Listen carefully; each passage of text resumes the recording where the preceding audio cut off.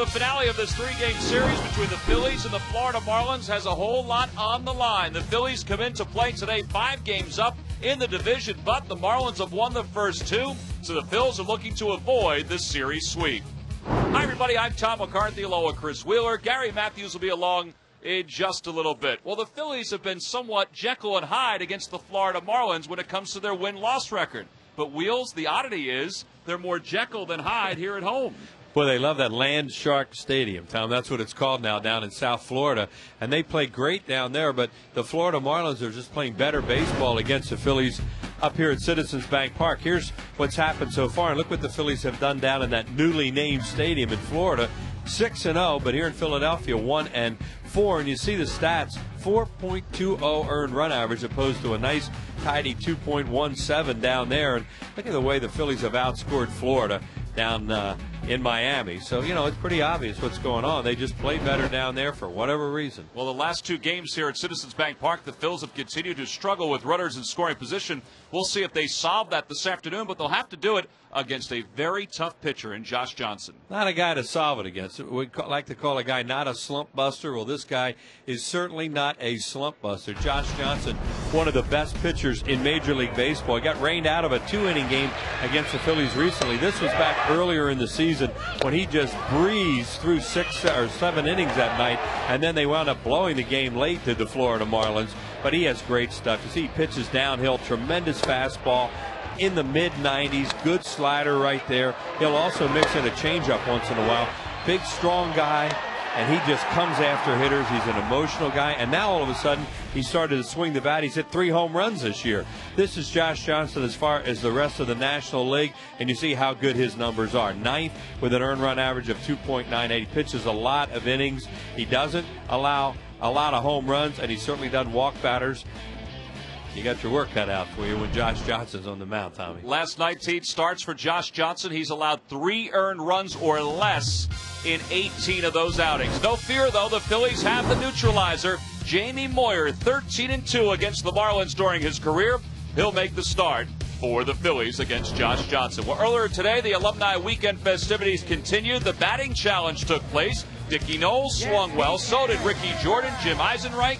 The lineups are coming up next.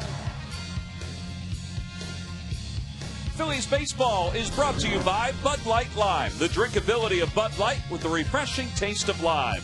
By Southwest Airlines. Southwest Airlines is ready when you are. Go to southwest.com. Grab your bag. It's on. By your local Toyota dealers, where Toyota quality can act.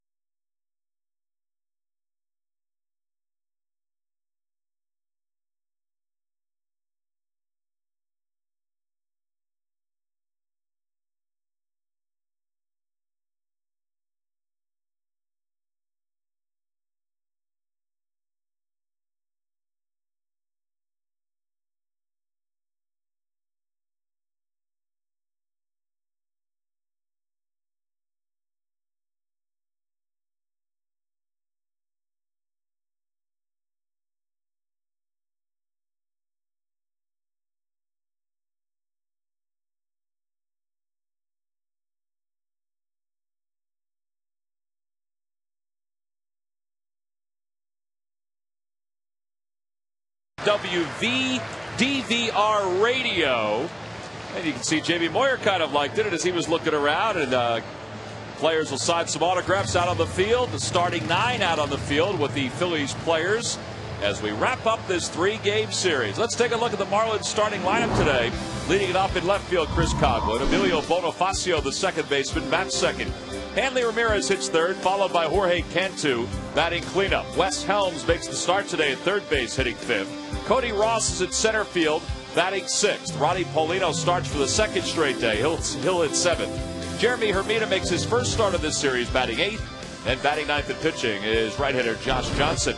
And they'll be opposed by 46-year-old left-hander Jamie Moyer, making his 22nd start of the year, 10-8 with a 5.55 ERA. But really the storyline when Jamie faces the Florida Marlins, Wheels, are his overall numbers against the Fish, in which he's won 13 games. Yeah, 13-2, as you see there on our Southwest Airlines scouting report, with a really good earned run average, under 3 against Florida. They've shaken up their lineup a little bit. Some of the guys who have faced him before not in there today, and we'll talk about that as the game goes along. Had a shaky outing in his last start against Colorado here on Tuesday night, the first game of the homestand. Of course, we're in the final game of the homestand here this afternoon at steamy Citizens Bank Park. Here's our Key State Chrysler Jeep keys to this afternoon's game. Well, the Florida Marlins have taken it to the Phillies in the first two games to try to avoid a sweep.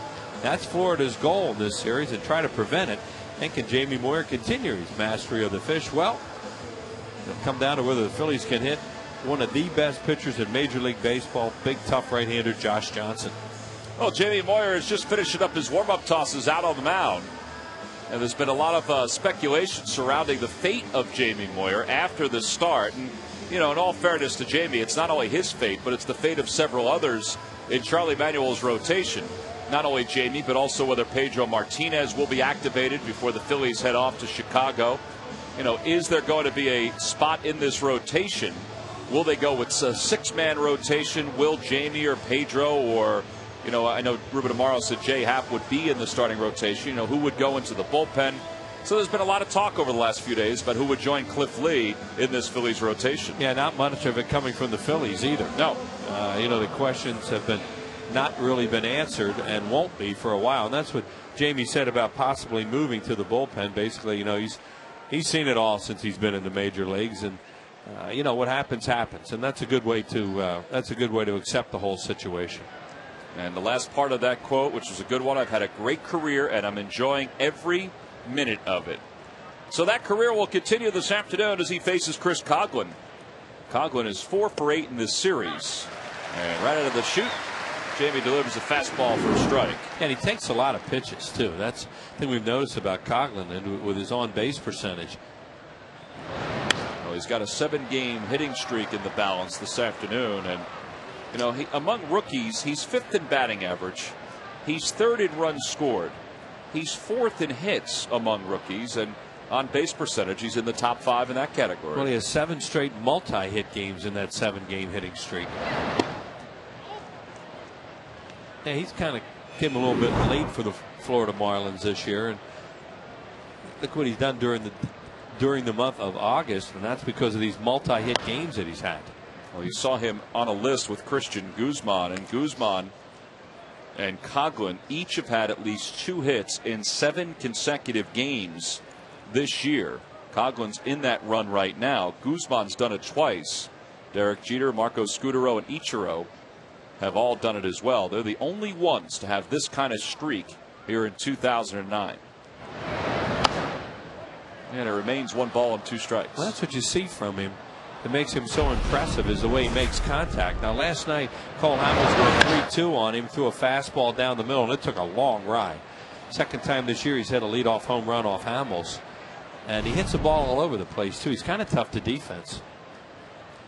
Jamie's ahead, 1 ball and 2 strikes.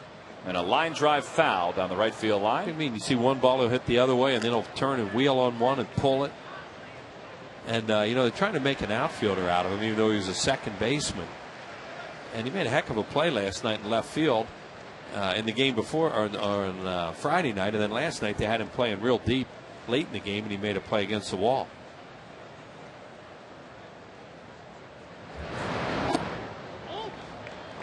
Jamie, for his career, 256 wins, 193 losses. This year, much of his success has come during the day. He's 5-1 in day games this year. Well, this is the type of day, too, you don't want to throw a lot of pitches. It's hot. The sun's not even out right now, and you can feel how steamy it is here. And it's 3-2. This guy, I don't know, Tom, but it seems like not him. Not Bonifacio, but Coghlan. It seems like every time you look up, he's 3-2. Yeah, Jimmy was ahead, no balls at 2 strikes. Now it is 3 balls and 2 strikes. And Coghlan loops one to center. Shane Victorino makes the grab. It was a 9-pitch at bat, but Jamie Moyer wins the battle. And there's one away here in the top of the first. So Coghlan's retired, and Jamie will face Emilio Bonifacio. Bonifacio has played the infield and the outfield in this series, and today he is back playing second base, and he's in there for Dan Uggla.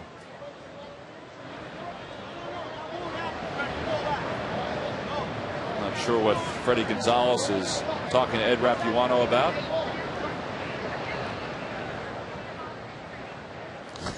Something about the baseball. Right, he said that he asked to see the ball.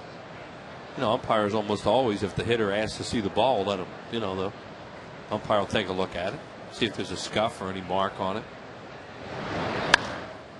Down the right field line, Dobbs a long run, and that'll find the seats. Yeah, it sounded like that's what he said. Ed Rapuano is behind the plate. Paul Schreiber at first, Paul Nard at second, and the crew chief Joe West is around at third. There is Joe. He was behind the plate last night.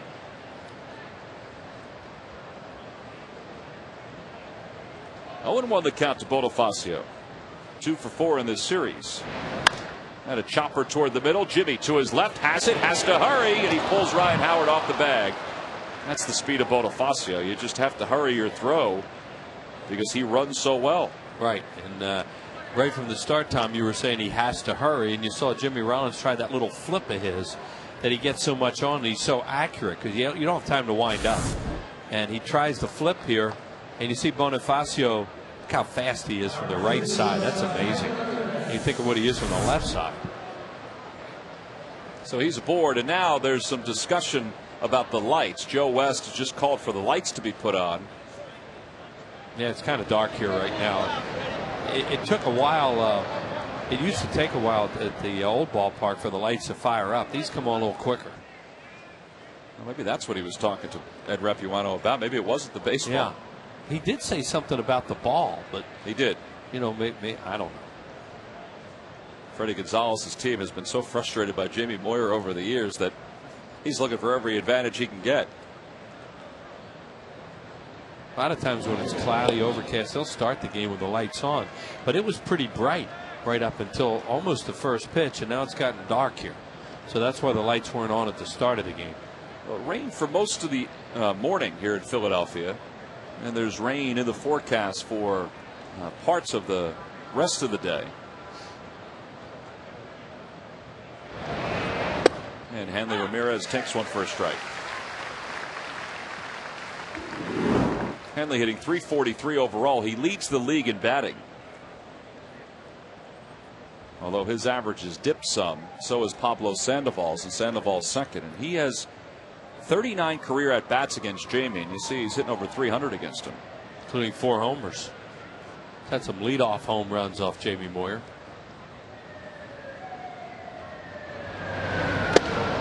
Has Bonifacio headed back towards first base just by dangling his leg in the air. Bonifacio obviously can steal a bag because he runs so well, but he has a one-way lead at this point.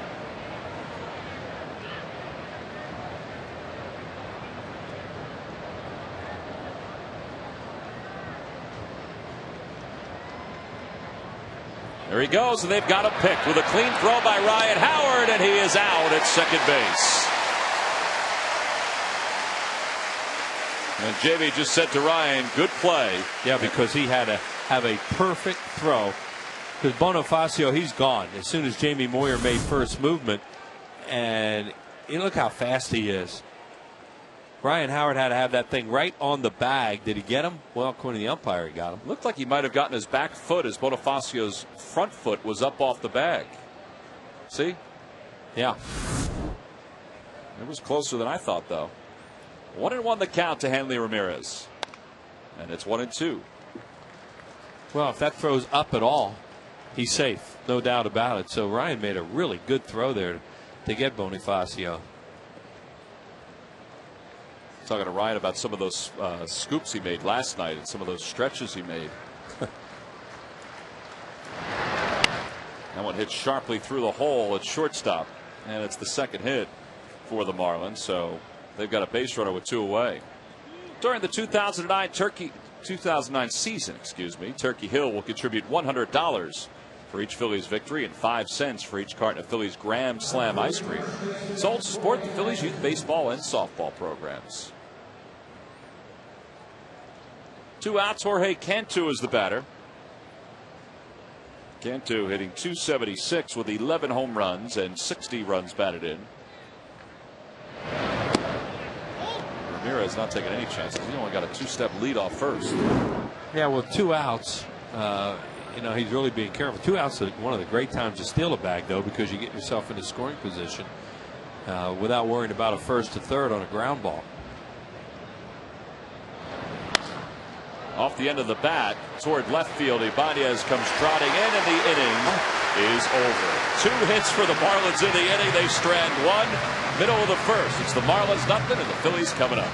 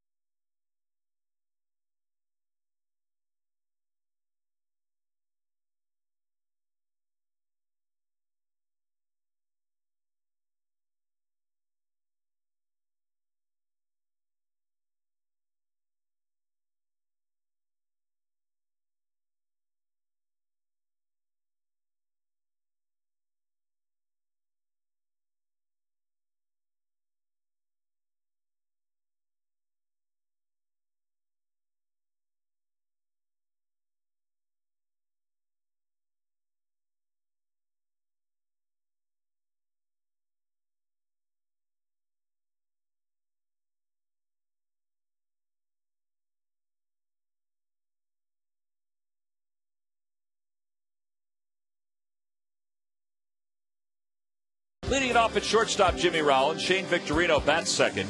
Chase Utley, the second baseman, hits third. Ryan Howard had a career-high 4 hits last night. He'll bat cleanup. Raul Ibanez, the left fielder, hits fifth. Greg Dobbs is in right field, hitting sixth. Then the bottom third of Pedro Feliz, Paul Bacco, and Jamie Moyer facing right-hander Josh Johnson. Josh Johnson, just an outstanding pitcher. 10-2. Look at the numbers on him. Very few walks, a lot of strikeouts. Under hits per innings pitched by 20. He's just good. And when you face this guy, you got to strap it on and let's go, because you're in for a battle. Southwest Airlines scouting report, the guy's back from Tommy John surgery. And he has that real good, hard 2-seam sinking fastball. He'll face Jimmy Rollins to start things off. Jimmy hitting .242 overall with 13 home runs and 52 runs batted in. He has had a base hit in 29 of his last 33 ball games.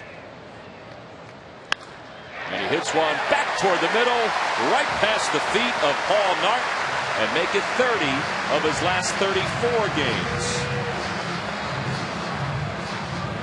Paul Nart did a good job of gauging that baby to make sure it didn't hit him. See, he's laughing about it.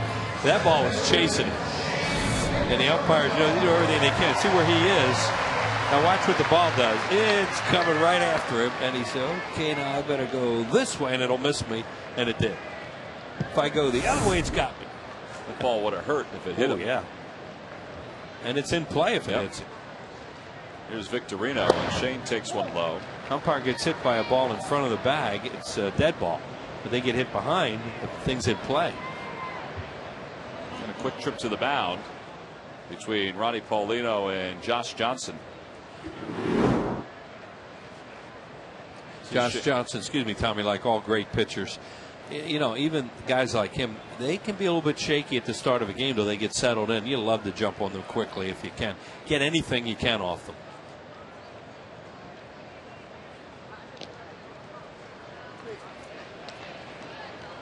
Shane, you saw 3 for 16 against Johnson for his career.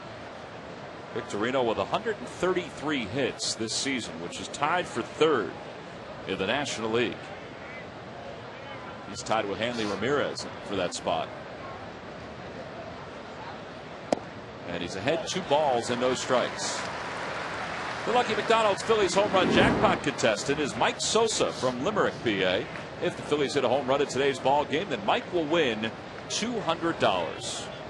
Phillies did not have a homer in last night's game against the Marlins. In fact, since the All-Star break, they have 27 home runs, which is 4th most in the National League. That's a lot of home runs, but the Phillies have generally been at the top of that statistic this entire season. Well, as you mentioned, Ryan Howard hasn't hit one for a while. That's one of the guys that piles up homers for them. 3-0 the count to Victorino. Josh Johnson's bothered by Jimmy Rollins right now, and that has him a little bit out of whack. And that's what speed can do for you early in the ballgame. Jamie Moyer took care of Bonifacio when he left early. Chase Utley waiting on deck.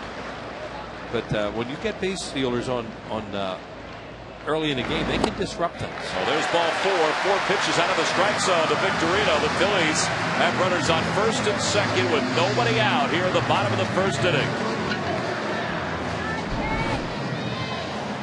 Well, a little game of Scrabble and a little creativity with the letters. And Chase Utley is indeed coming up after Rollins and Victorino have reached base safely.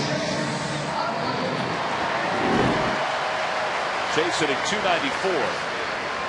It has not been a great homestand for him. He's 2 for 16, but you know, every time Chase comes through one of these little lulls of the season, he erupts and erupts in a big way. Yeah. 3rd in the league in runs scored. Well, you want him to be patient and aggressive here, and he can be both. Patient meaning that Josh Johnson's really having trouble throwing strikes, so make him get one in your zone, especially in a pull zone here. So even if you make an out, hopefully something can happen in a positive way. See Chase's numbers in his last 13 at bats with runners in scoring position. He's 0 for 13, and that's indicative of how the team has fared. 2-0. Well, he's really opening up right now. Tried to change up that time because his fastball's all over the place, and you can see him open up, and it really just floated out of his hands down and away. But most of his fastballs right now are away from these left-handed hitters, which can be a sign a lot of times that a guy's opening quickly.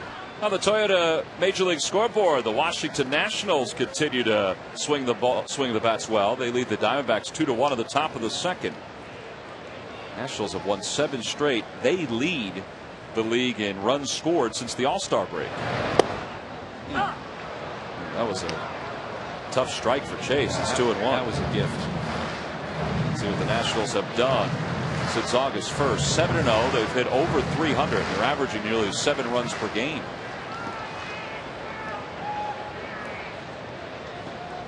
Amazing. The little roll they're on right. Well, they've changed a lot of things around there.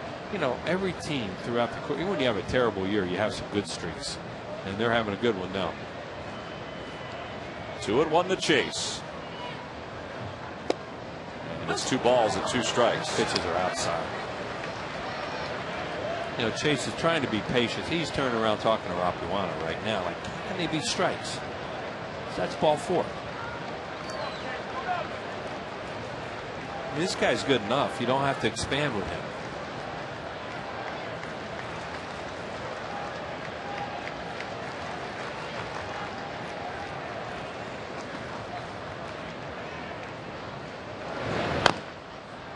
Chase stays alive. The count remains 2-2. That's the first thing he's had middle in this count. You know, Chase was doing a great job of taking all that stuff away that Johnson was throwing, trying to get him to hook it into a double play, and he didn't get rewarded.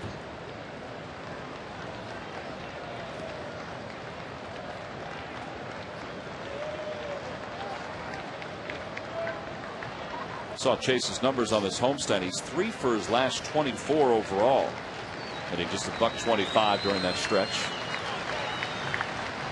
And he hits one off the end of the bat, third base side, and that will slice back into the crowd. First, though, it'll make a detour to the top of the dugout. That was like a little backdoor breaking ball. That was a pitch he got called strike 2 on, which was outside. And you see how defensive that swing was because he was afraid to take it. Let's see if it was going to be a strike or not. That's hard to tell. I mean, that one looked like it had more of the plate than the one that was called a strike.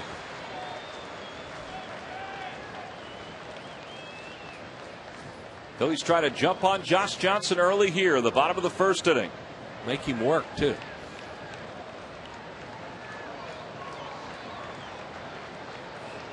Johnson in his last outing had a shutout going into the 8th inning, but then allowed the first 4 batters in that 8th against the Nationals to reach base safely. He was lifted from the game, and the Marlins, who were winning at 4-0, wound up losing that ball game. Yeah, and then they got swept. Outside, ball 3. Ryan Howard waits on deck. That's a tough pitch to take when you're getting those strikes called on you like that. Man.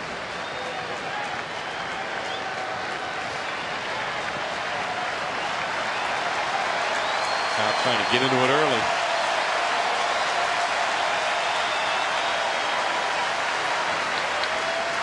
Three 2 the count to Chase.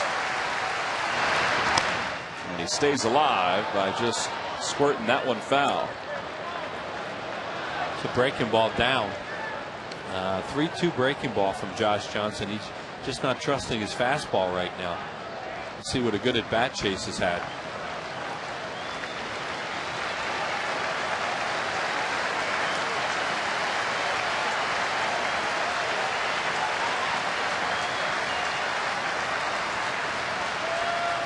Shaking off a few pitches from Paulino. In the air to right center field. That one's well hit. Cody Ross going back. He has room. Makes the grab. Jimmy tags from second. He'll go to third. And Chase just missed that one. And the Phillies have runners on first and third.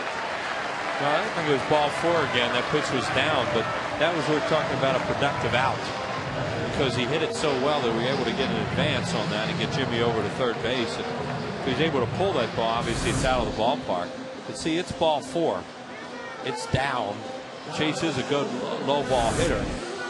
And he got a good swing in. Well, that'll bring Ryan Howard to the plate. Ryan's had a good homestand. 6 for 20. But you see the run production. No homers and 1 RBI. In fact, Ryan has not homered now in 11 games.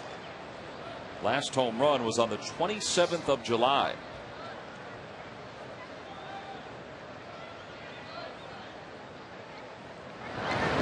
And he hits one in the air deep to right field. Moving back is Hermida. Reaches up and he makes the snow cone grab. Off the fence. Scoring is Jimmy Rollins.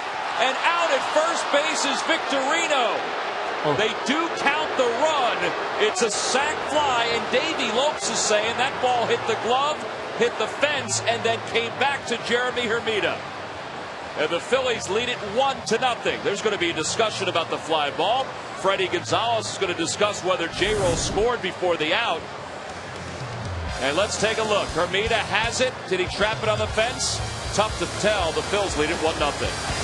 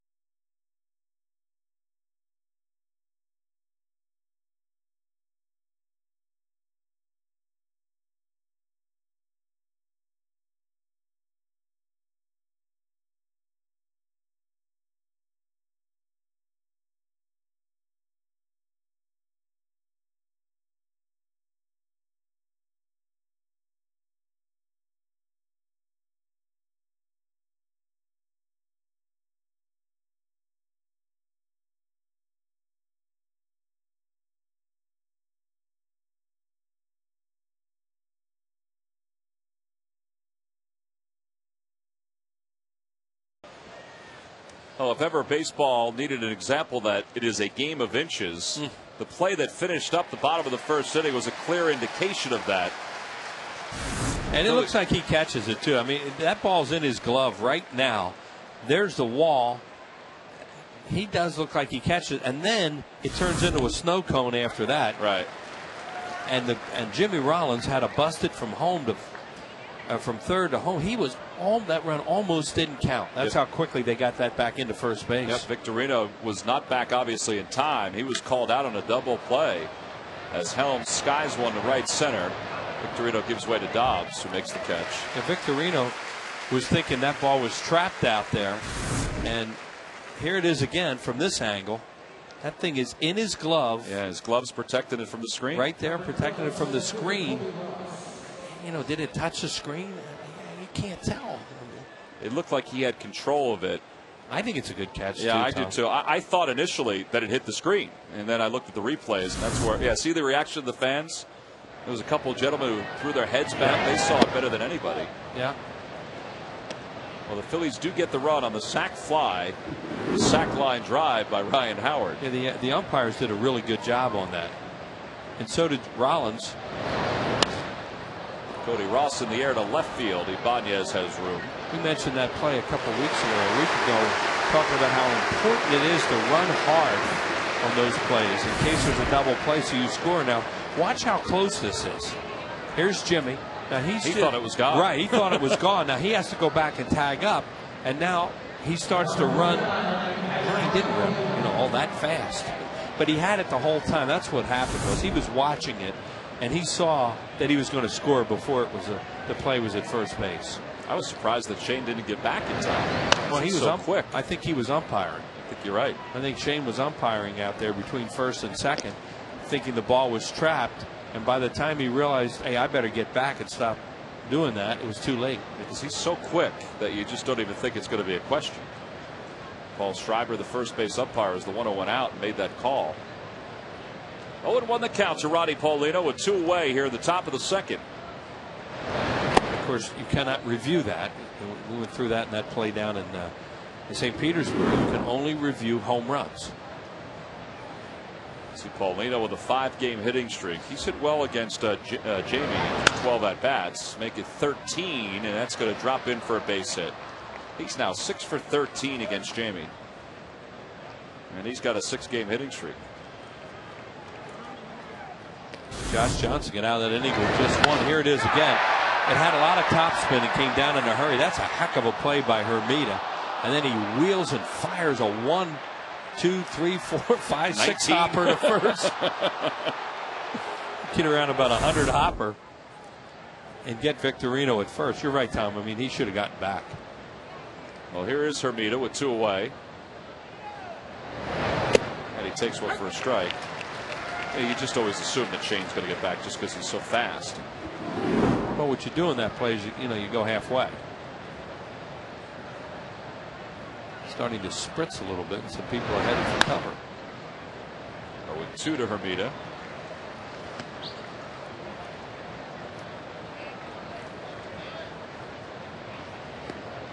Time for the ponchos. It's always an enjoyable experience. Well, it's a little easier today because it's not real windy. When it's windy and the people are trying to put them on, it's funny. He's trying to remain calm. It can't be this tough. I'm an engineer. 1-2 the count. I make my living doing things with my hands. His wife has already got her poncho on. Yeah, that's not an unusual thing. Very true.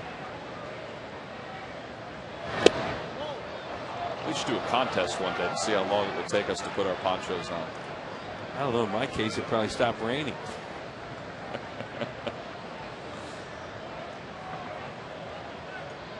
Two and 2 the count to Hermida. It's that one hard foul. Jamie pounds him in. And Hermida just doesn't seem to adjust real well. And until he does, I guess he's just going to keep pounding him in because he hits a lot of wicked fouls down that first baseline off Moyer.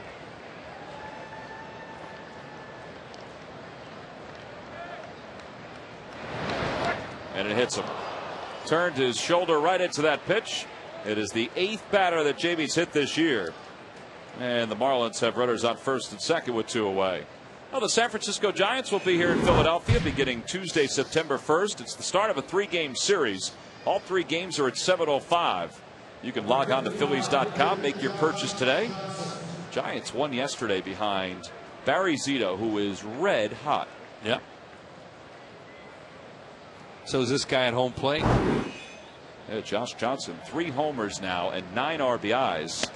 He's been swinging the bat so well that the Marlins have, because they have a 4-man bench, have gone to use him as a pinch hitter. He has 2 3-run home runs this year.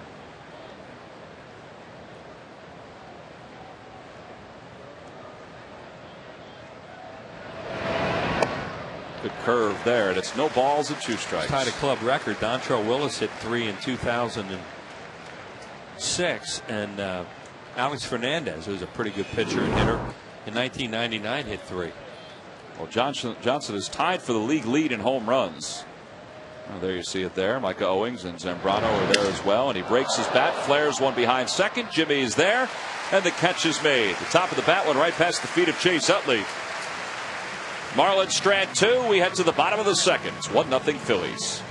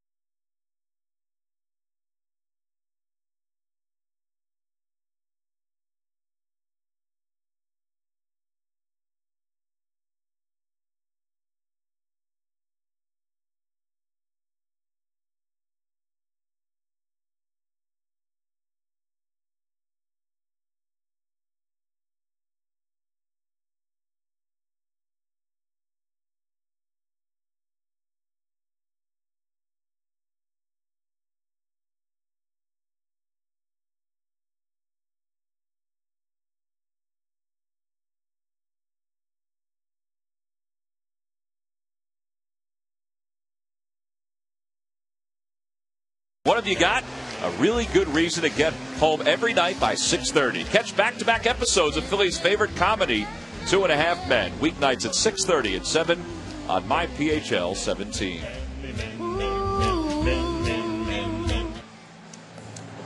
Well, speaking of men, there are a couple with an umbrella as the rain continues to fall here at Citizens Bank Park. It isn't raining that hard right now. Mike Bookholder went out there with head ground crew guy, went out there with crew chief Joe West and Ed Rapuano between innings just to give him a little weather update. People are putting more ponchos on around the ballpark. There's Cole Hamels, who started and lost last night's ball game, dropped his record to 7-7. 4 walks and 4 strikeouts for Cole. You know, in defense to Cole, I mean, he wound up getting the loss last night, but boy, the Phillies had a lot of opportunities to blow that baby open early on. What was it, 2 for 17? Yep. Runners in scoring position. And they hit some balls hard in the first inning off Johnson after the first 2 guys got on, but a deep fly ball by Utley was caught out there near the wall in right center, and then that ball hit to Hermida and made a heck of a play. Well, here's Raul Ibanez leading things off in the bottom of the second. Count, no balls and 1 strike to him. So Raul's riding a 6-game hitting streak, and here in August he's hitting .364. But like Ryan Howard, he hasn't had a whole lot of production. In fact, he has no RBIs here in the month of August. And he's down on strikes for the first out. And 1 away. Josh Johnson can throw a high fastball by good hitters, and look what he does here. Whew. That's good velocity.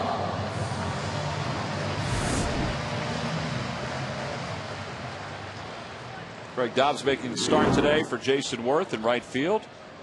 It's only the second start for Dobbs in right field. Last time he started in right, he had 2 hits and 4 at bats. Overall, it's his 25th start.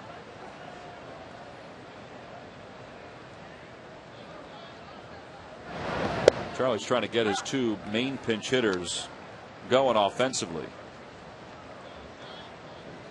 Matt Stairs, who is hitless in his last 17 at bats. And there's Jason, who's had a good homestand. Well, this is a good day to play your left-handed hitters against a guy like Josh Johnson. You want to play left-handed hitters if you can. So, and you give Worth a day off. This is one of those good days to do it. He was robbed of an extra base hit in his final at bat last night by Coughlin in left field.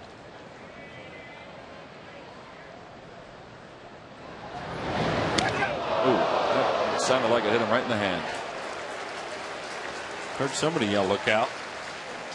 5th batter hit by Johnson this year. The Phillies have a base runner.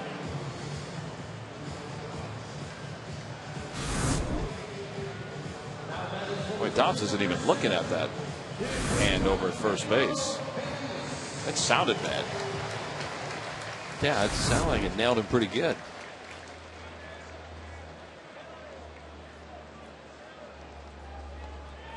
Couldn't tell there where it hit him. No. That'll bring Pedro Feliz to the plate. Right-handed hitters give ground to Josh Johnson a lot with that fastball of his in the high 90s. He comes a little bit 3/4, and then he'll throw a hard slider off it. Well, this lineup's loaded with left-handed hitters today. In fact, this is it as far as right-handed hitters goes. Pedro Feliz. Yep. Even Moyer. That's why Paul Bacco's in the lineup today. He's a left-handed batter.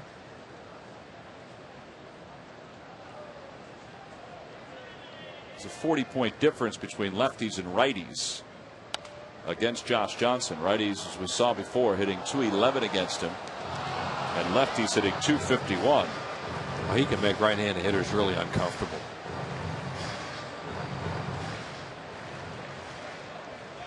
They get a foul ball here in the club level. Photographer waiting just for the victory shot. Go online, get your photo.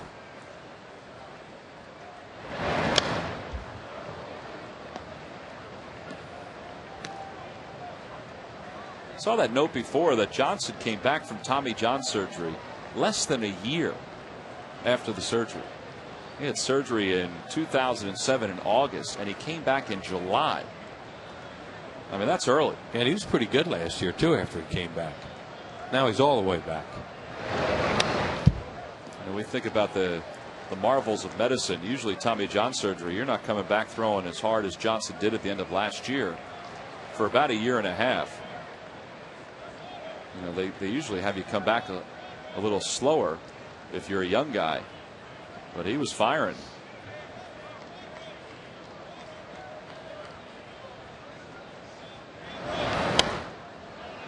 Pedro fouling one after another off, and the count remains 1-2. Well, one thing they are accomplishing right now, they've gotten a run off Johnson, and he's throwing a lot of pitches.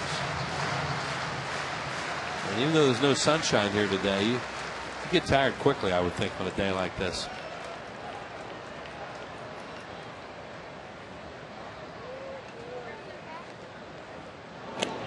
I think Johnson has going for him, though, Tom, is youth. He was going to say, and he's used to pitching to this kind of weather. He pitches down in Florida, and he's young and he's big and strong, but it can still get you.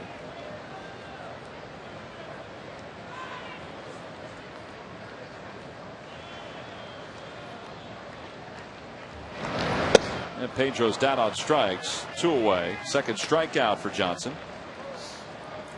And it'll leave things for Paul Bacco. Hey, if you're traveling and can't watch your Phillies on TV, you can always catch the game on your computer with MLB.tv. The ultimate baseball experience featuring 100 out-of-market games per week live on your computer. And catch those you missed on demand. For more details, visit Phillies.com, where baseball is always on.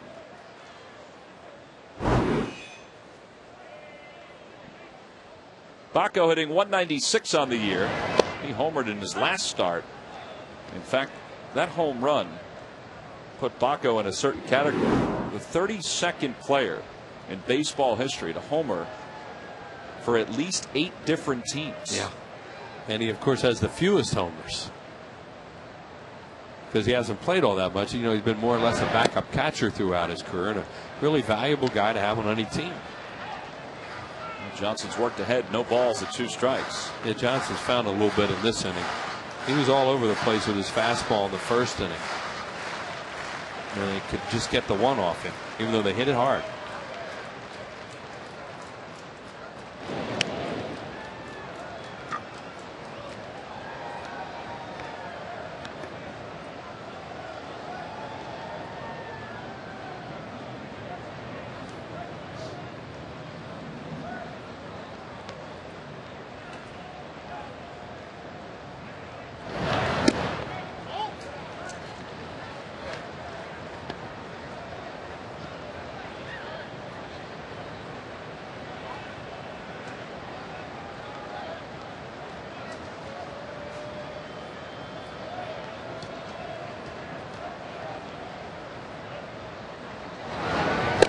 Baco's down on strikes. Johnson strikes out 3 in the inning, and he strands 1 on first. We've played 2 here at Citizens Bank Park. Phillies hanging on to a 1-0 lead.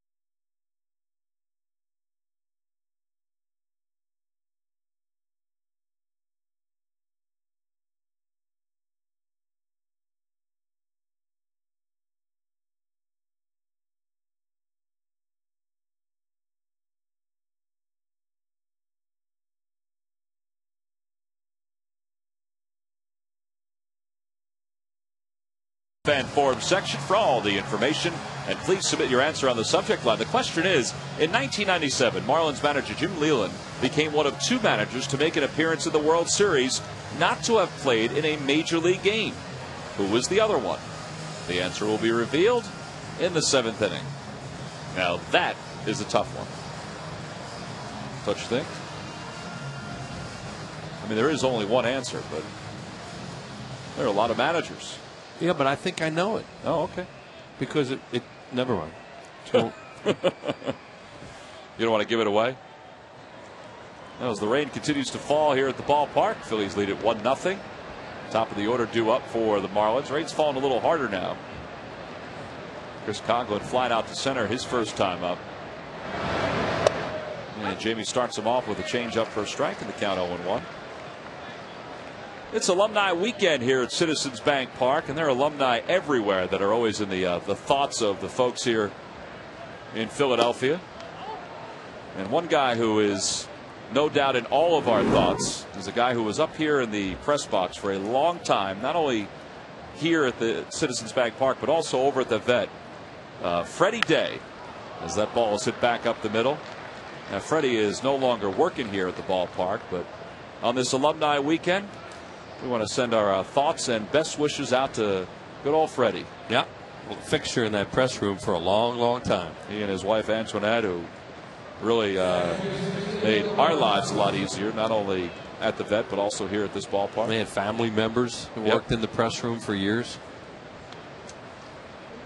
Well, we hope Freddie's doing well. We hope his entire family is doing well. And a weekend like this where so much of our memories are about days gone by with this Phillies franchise.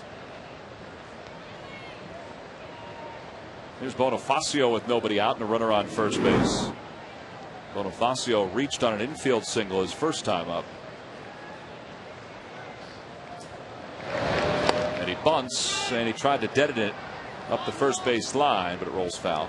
Hey, he's bunting for a base hit. Hardly anybody ever sacrifices now after the leadoff guy gets on early in a game like this and the two-hole hitter bats. It appeared that he's bunting for a base hit there. Of course, if he had gotten him over, they'll rule it sacrifice. He does take a long look at Bo Porter. Well, maybe they're thinking about trying to get a run out of this by sacrificing, but normally you just don't see that, especially these smaller ballparks.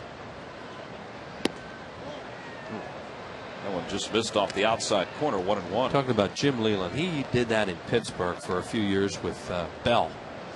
Jay Bell? Jay Bell, and Moreno was the leadoff batter. Omar Moreno, he'd get on and they'd bunt him over. It's amazing how many times they would do that and get something out of it in the first inning.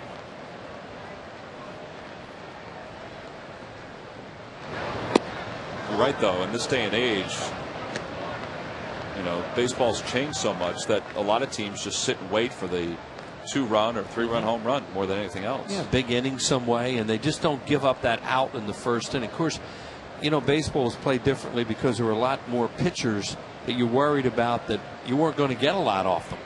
So you might try to bunt for an early run.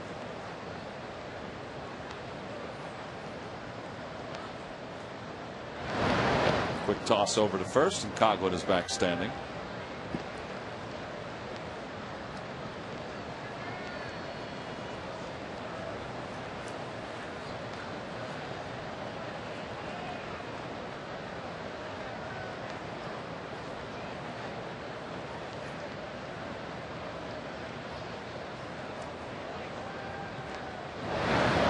And he does push a bunt up the first base line. It's rolling foul. How long Jamie Moyer had to wait for that to clear that chalk line. Well, once Bonifacio passed him, it was as if Jamie thought, oh, I'm not going to get him. Yeah, it wasn't. And it was hugging that chalk line all the way down. You really get a good look at it here. Look at it going down here.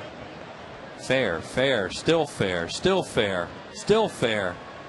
Hanging on that line. And now there it goes. Now get it out of there. And that's what Jamie does, is grab it and make sure it doesn't come back. And he's pulled the count even 2-2. Bonifacio was already starting his turn to come back to first base. That's a good play for a guy who can run. You know, a left-handed pitcher, you're trying to push it to the right side, beat him to first. Figure he's 46. That's another good point. You should be able to outrun him.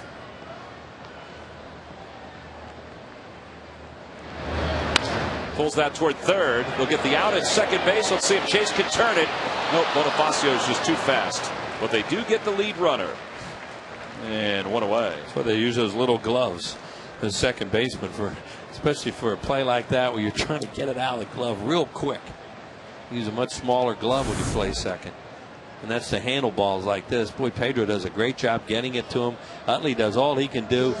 Quick pivot, get out of there and try and get something on it.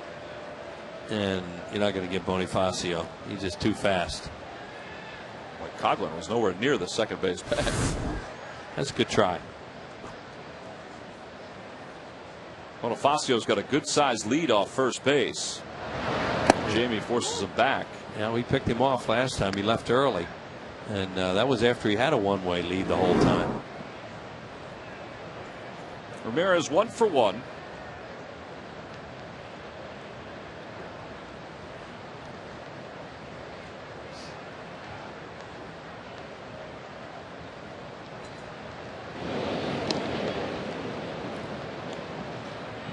Jamie is currently 40th all-time in victories in Major League Baseball history with those 256.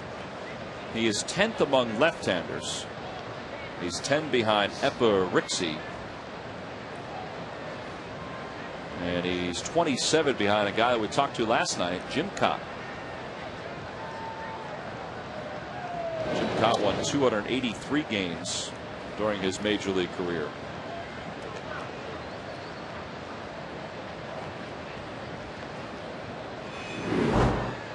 see where Jamie is among left-handers. Tommy John 7th with 288.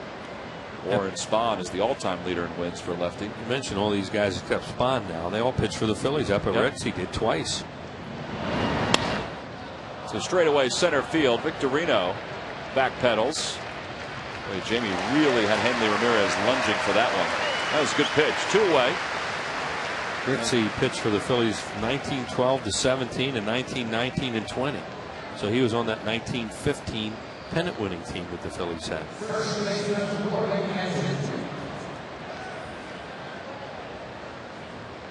Jimmy has been a very good asset to this Phillies club since they acquired him from Seattle. I mean, he's won a lot of games for the Phillies. And he delivers the pitch off the outside corner to Cantu, and the count 1-0.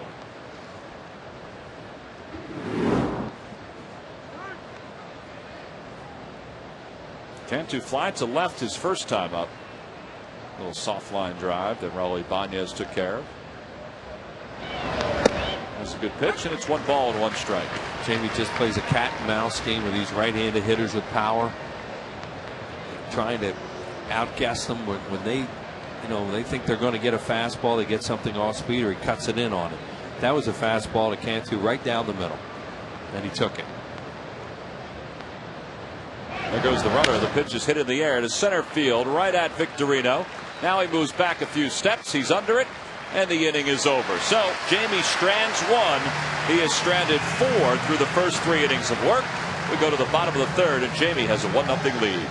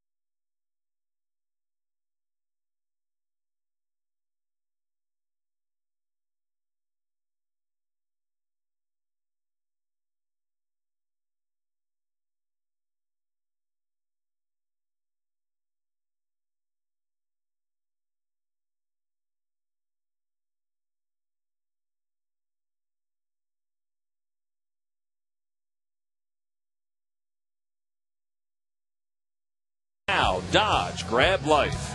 By W.B. Mason. Who but W.B. Mason for amazingly low office product prices? By Southwest Airlines. Southwest Airlines is ready when you are. Go to southwest.com. Grab your bag. It's on. And by your local Chevy dealers. Bottom of the 3rd inning. Phillies lead it 1-0. Everybody trying to stay dry in that Phillies dugout because it's been raining for the last couple of innings. Bill Thompson looked like he's walking okay, Wheels, after his alumni batting challenge appearance earlier. Yeah, I guess guys do that kind of thing. They hope they don't get hurt. Somebody said that Mitch Williams hurt his back while he was no kidding, as hard as he was swinging. Ricky Jordan and Jim Eisenreich, I thought, had the best swings. Yeah, good swing. Ricky had a couple into the seats. Jim Eisenreich was peppering that right field wall. Jamie hitting 103. He's got 3 hits and 29 at bats. And he's down on the count 0-2, and he's thinking, I want that pitch too.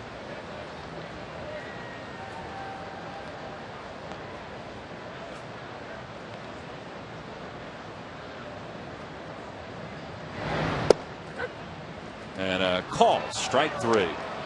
So 4 strikeouts now against the last 4 batters, or the last 4 outs that Josh Johnson has picked up. Oh. No. Wheels, in honor of the rain. and the fact that today is your birthday. Thank Let you, me present Fanatic. to you the Philly Fanatic. Thank you. This means a lot to me, you being here. After making so many great catches with your net out in the Alumni Batting Challenge today, I'm surprised you're able to come up here. Great job. Yeah, you did a great job. Happy birthday, Wheels. Thank you, Tommy. Oh! Comes a fire in there. Holy cow. Sarge. Oh, mackerel, Sarge. Look at this. That is very... Wow. Fanatic blew out 1, 2. All right, Wheels, you got to blow out the rest of them. Come on. Oh, jeez. Fanatic. Whoa. A lot of smoke here. Nice going, Sarge. Thanks, Sarge. Here, you want to take it and cut it? Hey, Sarge wanted me to point out that there's a muffin on here. I saw it. I ignored the muffin. It's a favorite. Yeah. Okay. Blueberry? Chocolate. Yeah. Oh, chocolate. Yeah. Thanks, Definitely. Sarge. Jimmy Rollins lines on the right. It's a very touching gesture on your part. Well, I very mean, creative. we care a lot about you. Let me tell you I know something. that. Being the senior citizen that you are. But he did point out that he is not eligible for Social Security just yet. Well, not quite, but Not quite. I mean, he's letting it there to be build. able to. Plus, they're show moving us. the age up, which is nice. Right. And he keeps moving the age down. Yeah, exactly. Thanks, guys. That's very nice of you.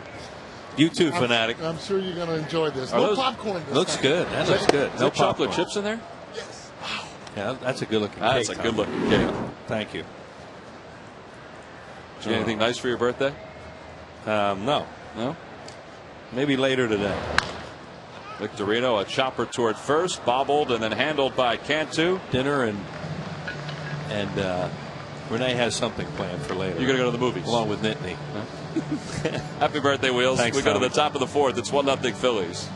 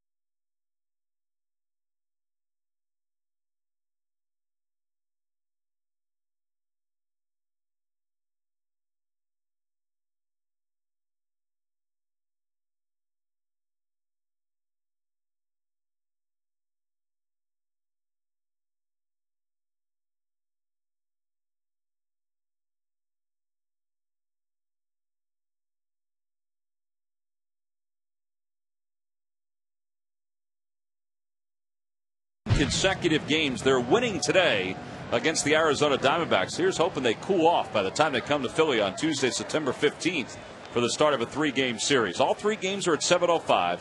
You can log on to Phillies.com, make your purchase today. And again, these important games in the month of September. They have been over the last few years, and this year may be exactly the same. Wes Helms leads it off at the top of the fourth.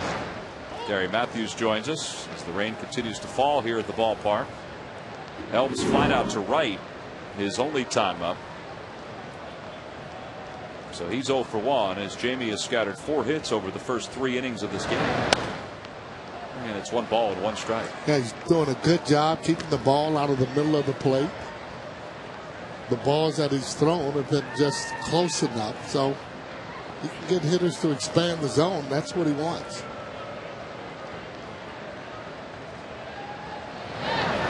The other thing that has kind of helped him, and it's helped Josh Johnson too, as Jimmy takes care of Wes Helms, is that Ed Rapuano, the home plate umpire, has had a very friendly strike zone for a guy like Jamie. Yeah, well, he has, and Jamie needs those kind of pitches, but has to be up to him, though, to be even closer to the plate. He's been doing that. It's a good job.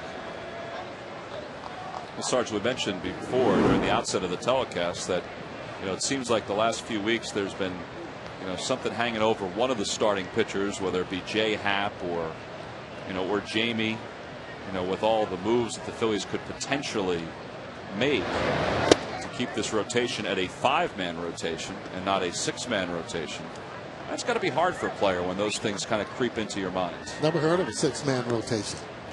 Really? I mean, I've heard of dropping it down to 4. Right. But then when you have a 6-man rotation, you got to feel that the 3 guys are going to start. Happ, Lee, Hampton. Somebody really does get hurt. On the hands to Ross. He slices it the opposite way. Victorino coming over, and he can't get it. Ross is thinking about 2. Now he holds up. His Dobbs did a great job of backing that play up. And Cody Ross is on first with 1 out.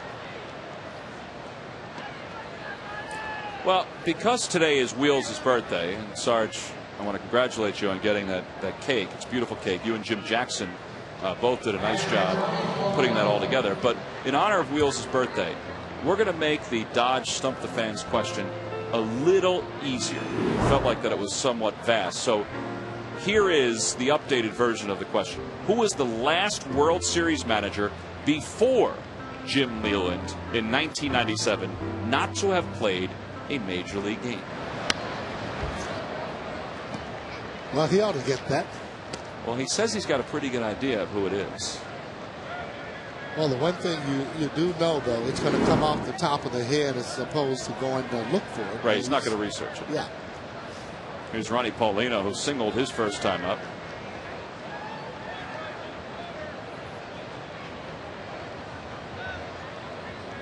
Paulino's now 3 for 5 in this series.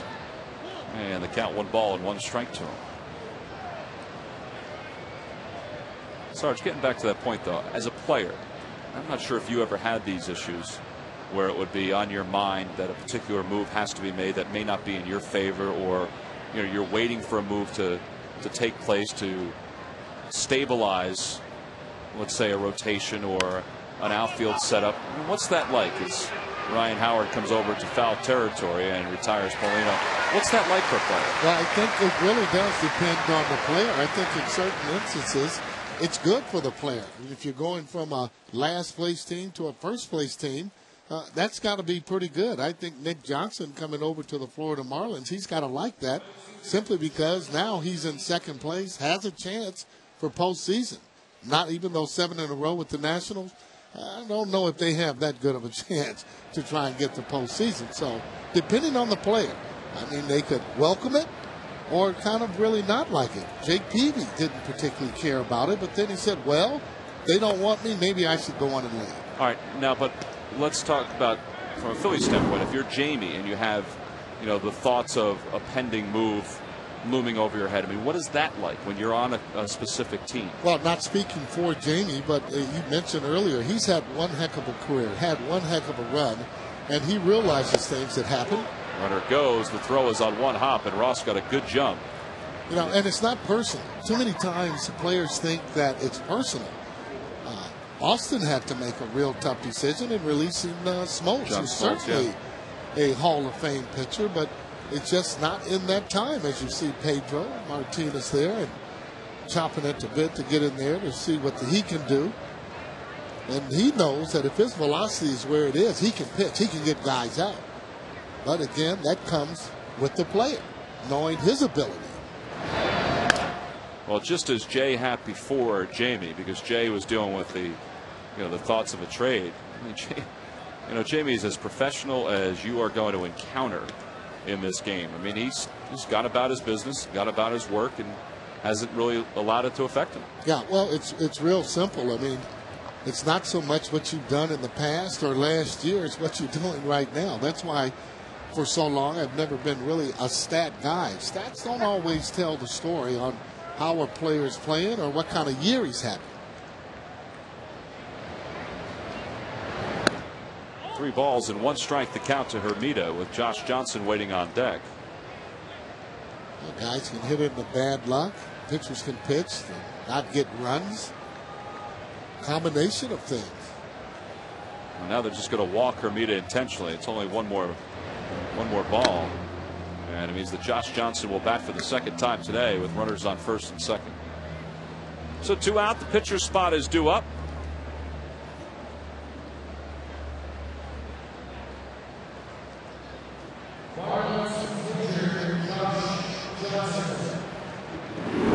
Johnson popped out to shortstop. His only time up, so he's 0 for 1. Yeah, most of the guys in the clubhouse, they understand that. They haven't gone through it. They know guys that have. And again, it's part of the game. I mean, it's from the player's standpoint. Sometimes they feel like they're just not wanted, and in most cases, they're right. Well, that's a good point, though, from because the clubhouse. I mean, this Phillies clubhouse, the last few years has been, and still is, I mean, to me, the best in the game. And Charlie's had to deal with a lot of things since he took over with the Phillies, and I guess it all starts with him, that he doesn't allow it to seep into the clubhouse to affect him. Oh no, yeah, it's a great clubhouse. Roller to second base. Chase Utley will throw out Josh Johnson, and the inning is over. So Jamie strands a couple more. He has stranded 6 through 4, and again he's leading it by 1 with Chase Utley due to lead it off in the bottom of the 4th.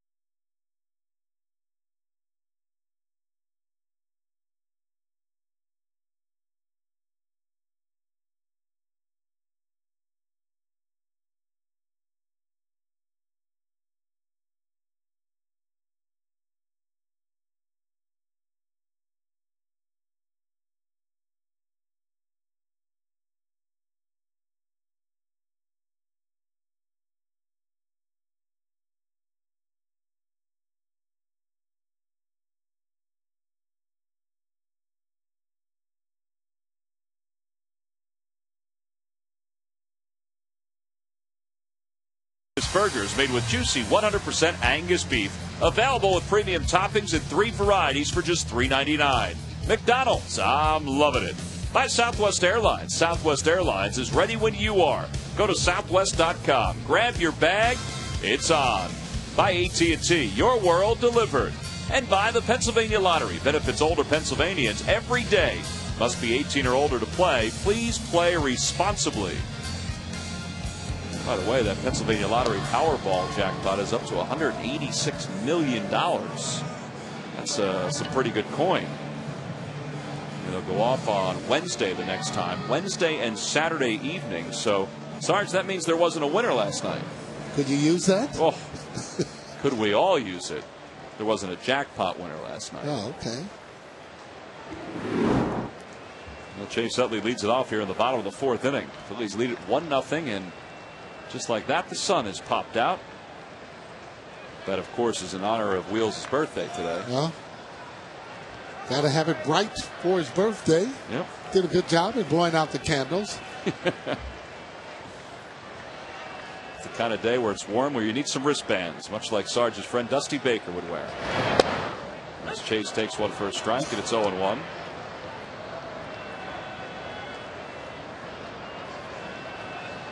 Well, you know he wears those simply because it's part of the uniform. It's the way he feels about it. Wants to feel the way he felt when he was a player. Is that what it was? Yeah. Chase smokes one foul. And the count, no balls at 2 strikes to him. Chase flied out to deep right center field his first time up. Hit the ball hard, and that was in the first inning when Josh Johnson was struggling to find his control. And there were a couple of borderline pitches that Chase took that ran the count to 2-2. Yeah, I thought the first strike was clearly a ball. Second strike was close. Close, yep. But there's a big difference in calling that pitch a strike, because now you run the count to 2-2 instead of 3-1. From a hitter's standpoint, feeling like he's in the better position, in which he is, because he can dictate the pitch that he wants to swing at. Chopper to Ryan Howard. 2 strikes on you. You just got to try and protect the plate. You end up getting it or driving it out of the ballpark. That's more or less icing on the cake. No pun intended here. Jorge Gonzalez trying to find a spot in that dugout. His team is trying to sweep out the Phillies this weekend. And Chase swings and misses at that one, and Paulino has to chase it down, and Chase is going to be safe. The man is always hustling, and because of that, he's able to get to first. That's the 5th strikeout for Johnson. And with nobody out, the Phillies have a base runner.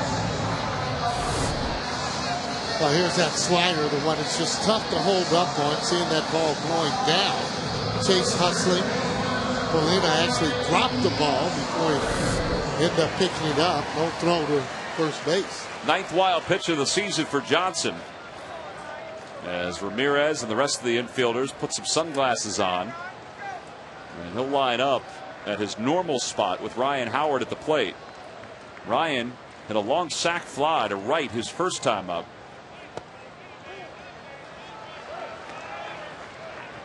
Now the good sign, though, Ryan's been hitting the ball hard. That's what you want him to do. Charlie talked about that. When he's hitting the ball hard, that means he's got a good chance to do some damage.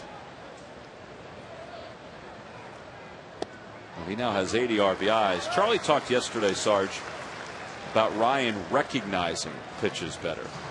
Now, he never had a conversation with Ryan, but this morning, Charlie was saying that he was really impressed with the way Ryan recognized the pitches last night. Yeah, this is what Pujols is talking about there with St. Louis. Albert Pujols, that Ryan hadn't learned that strike zone. A line drive, and it's caught by Cantu, and Chase is doubled up. Well, nothing you can do about that. When it's a line drive right to the first baseman, your first step is going to be at least one going toward the bag. That really did not matter. Now he's getting back, didn't even take that step. See, as he tries to get that foot down, looks like maybe he did. Hard line drive, which was a foul ball, and you can see pointing toward foul territory. Yeah, Cantu got his foot on the bag about a half of a second ahead of Chase's dive back to the bag.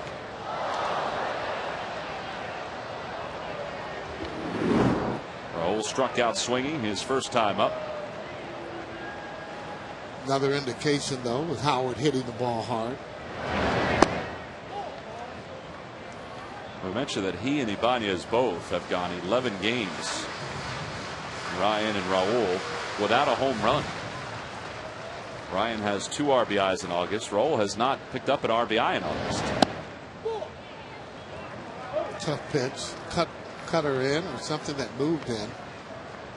Ball was 95, so it was a fastball like for sure. Asking for a changeup. And Raul lines it on one hop to Bonifacio. Turns out to be an easy inning for Josh Johnson. He faces the minimum. We're through 4, and the Phillies still hanging on to the lead.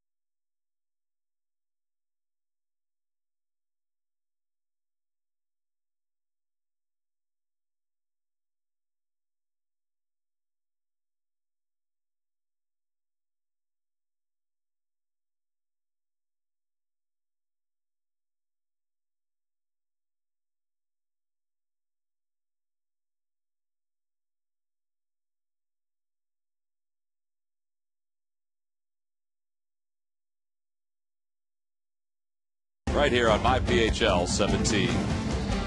They say the heat index tomorrow here in the Philadelphia area is going to be over 100. As the Phillies get set to head out to Chicago to take on the Cubs for a 3-game series. Chris Coghlan leads things off in the top of the 5th inning. Phillies lead it 1-0, and Coghlan swings at the first pitch. And that freshly groomed infield dirt makes an easy play for Chase. And there's one out. Well, earlier today, the Alumni Challenge was taking place, the Alumni Batting Challenge. There's Dickie Knowles taking some hacks, and there's the Fanatic running around the outfield with his fishing net. They made some pretty good catches today. Watch this one.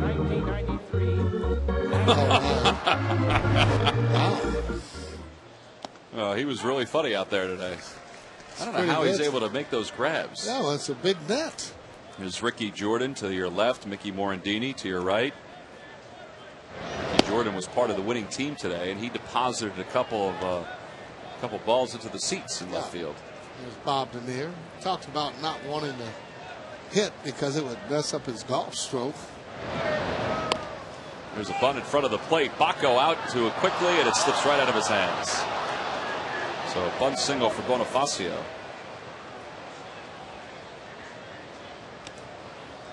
Here's Tony Taylor. He and Bob Denier could get together for a singles competition, right? Bobby said that if there was what did he say? If there's an inside the park home run competition, he'd be part of that. Oh yeah, he still feels he can run.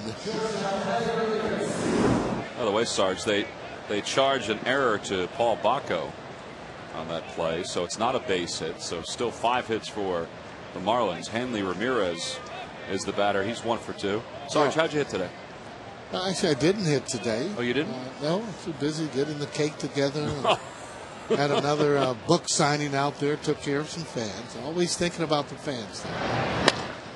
To center field, Victorino coming on. He'll play it on 1 hop. So back-to-back base runners now for the Marlins.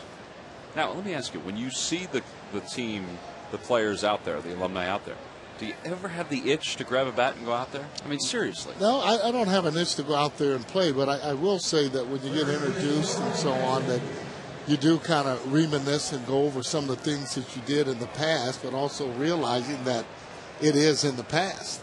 You don't want to get out there and get I pull a hamstring or something. So you couldn't hit the ball the way Ricky Jordan hit the ball today? No.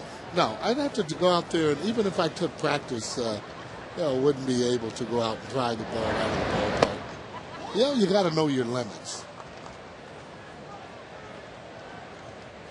Count 1 ball and no strikes to Jorge Cantu. Ricky's in great shape. Looks like he could almost still play. Hey, Jim Eisenreich, I thought, hit the ball really well. Nice short swing. He said he hadn't been hitting. I think he might have been fibbing. Yeah, they go to the cage, trust me.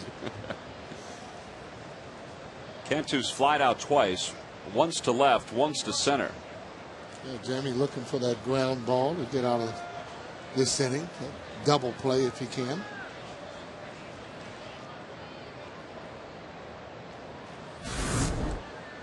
Dickie Knowles still was swinging the bat pretty well today. This is a long distance foul ball. I mean, it had the distance to be out of the yard. Yeah, everybody's pulling off the ball and trying to hit the ball out of the ballpark. Dickie is 53 years old. I think he still plays baseball on the weekends. What do you mean? I think he plays in one of those over 30 leagues. I'm going to have to ask him about that. Maybe he doesn't anymore. I know he did for some time. Milt Thompson took some swings today, too. Milt's been working out at this. He would have had a ground rule double on this one, I think. Well, I'm sure they were all over Milt today. Mick Billmeyer was the Alumni Batting Challenge pitcher. 2-0 the count to Cantu.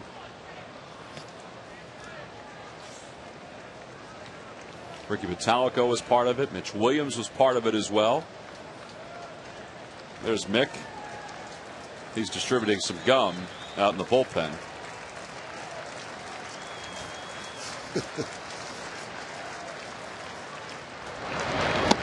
On the outside corner, 2-1 to Cantu. It's a good pitch after coming inside and way inside. See, this ball here will be on the outside part of the plate. Well, that's where Jamie needs to be able to get his strikes. And if it's in, you want it in off the plate.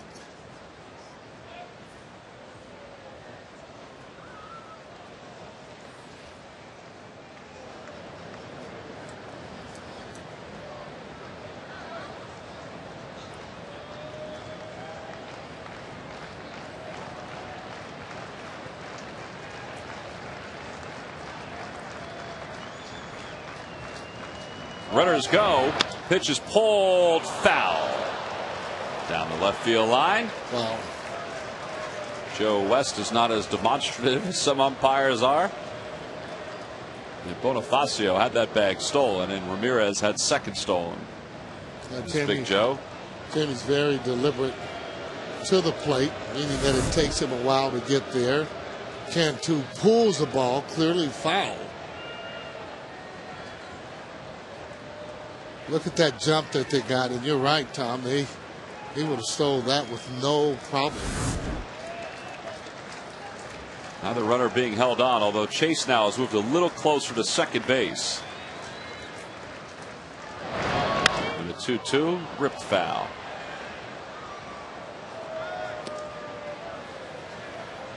Jamie working hard to try to get that ground ball. He's at 72 pitches here in the fifth inning.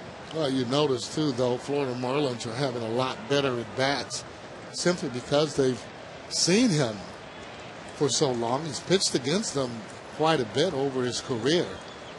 They have been a little bit more patient. They go, and a looping line drive over the head of Jimmy Rollins, and the Marlins are going to tie the score up.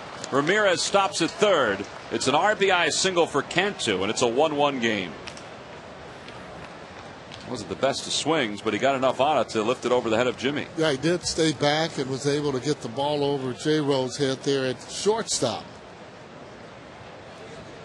You know, again, when you have a pitcher can't throw the ball by you. You can see that ball off the plate as he almost throws the bat there and flicks it into left field. Well, he broke his bat. I didn't realize he had broken his bat.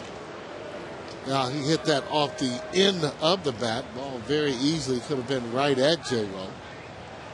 7 hits now for the Marlins. It's a 1-1 game here in the top of the fifth. And here's Wes Helms. You know, Jamie, not being a strikeout pitcher, needs balls to be hit at the fielder, preferably the ground ball. And the Ramirez broke down the third base line. It stopped as that pitch came inside. It counted as 1-0 to Helms.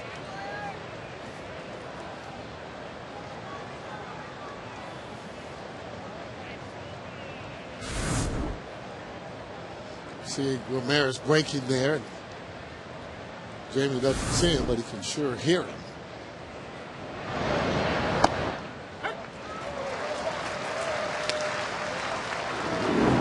Borderline strike there. See, Helms has been pretty good at just 8 opportunities with a runner on third and less than 2 outs.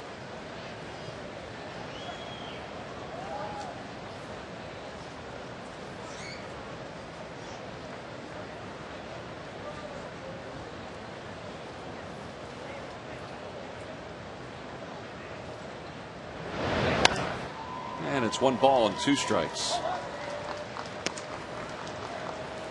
On the Toyota Major League scoreboard, the Tigers lead the Twins 6-5 in the bottom of the 6th inning. Miguel Cabrera has a home run, 2 RBIs. Yesterday, the Twins, behind Carl Pavano, shut out the Tigers. Detroit came into play today 2 games ahead of the White Sox and 4.5 ahead of Minnesota in the American League Central.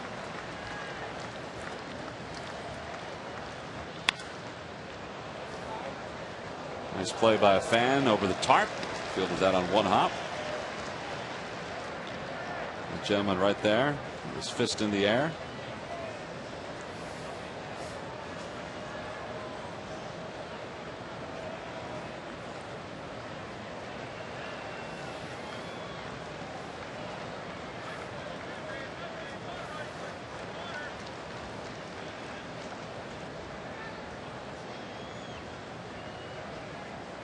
Change up, hit in the air to center field. Victorino coming on the run. It's going to drop in for a base hit.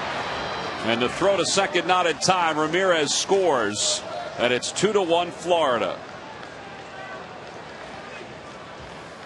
An RBI single by Wes Helms, so both base hits for the Marlins, not hit particularly hard, but they've got the lead. Just in good placement.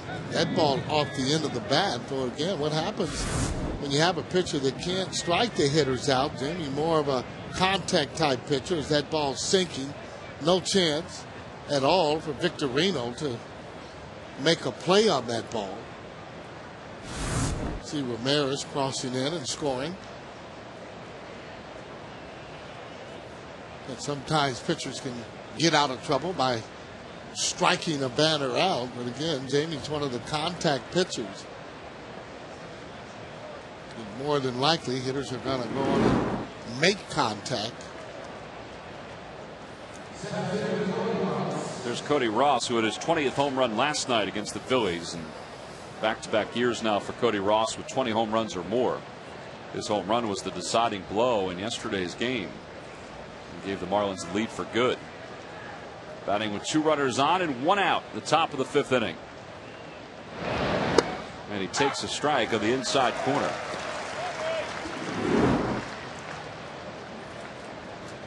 Cody Ross is compiling some pretty good power numbers against the Phillies for his career.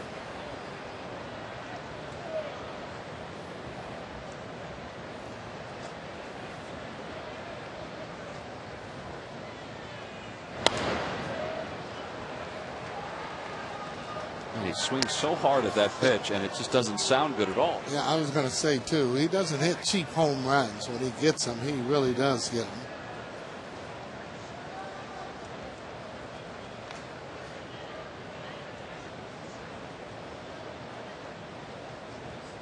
So where's Jamie got him set up for now, Sarge? Well, he doesn't want to throw a strike there. No balls, 2 strikes. Something out of the zone, maybe in the dirt. Line drive over the glove of Feliz, a base hit. Around third, heading to the plate is Cantu. An RBI single for Cody Ross. 4 straight hits for the Marlins, and they lead it 3-1. And again, that ball was not hit that hard. No, not hit that hard. And again, Jamie doesn't throw that hard. Guys are able to stay back. They've been fighting the ball off of them and finding holes. Now, that wasn't a bad pitch, but too much of the plate for me with no balls and 2 strikes. You can see exactly where he's setting up. Now watch where the ball goes. The ball goes high coming in on him. Again, just catching a little bit too much of the plate. You know, you have the luxury to be able to get out of the zone. Well, with Josh Johnson on the hill, Charlie Manuel doesn't want to take any more chances. He got Rodrigo Lopez up and loosening in the pen. Doesn't want to let this game get too far out of hand. I mean, the Phillies trail it by 2. The Marlins have 3 runs on 9 hits. And it's no balls at 2 strikes now to Paulino. Ronnie Paulino singled back in the 2nd inning. He popped out to foul territory to Ryan Howard his last time up. Got Helms on second base.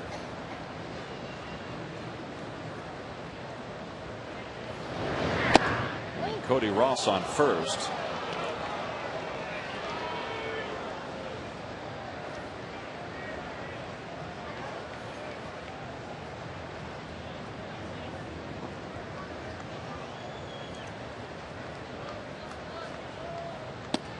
On the outside corner, came back over the edge. That's a slider from Jamie, and 2 away here in the 5th inning. Well, the Houston Astros and the Phillies will get together on Monday, September 28th. It's the second to last series of the regular season here at Citizens Bank Park. It starts with a Hatfield Dollar Dog Night, the final one on the 28th at 7:05. Purchase your tickets by logging on to Phillies.com. All 4 of those games against the Astros are night games. Astros got beat up by the Brewers yesterday, and they're scoreless right now in the 4th inning. Astros are 6 games back in the Central. Here's Hermida, who sends one of the air to right field, pretty deep. Dobbs going back, makes the grab, a step from the wall, and the inning is over. But the Marlins scored 3 runs, 2 of which are earned runs. We've played 4 1/2. It's 3-1 Florida.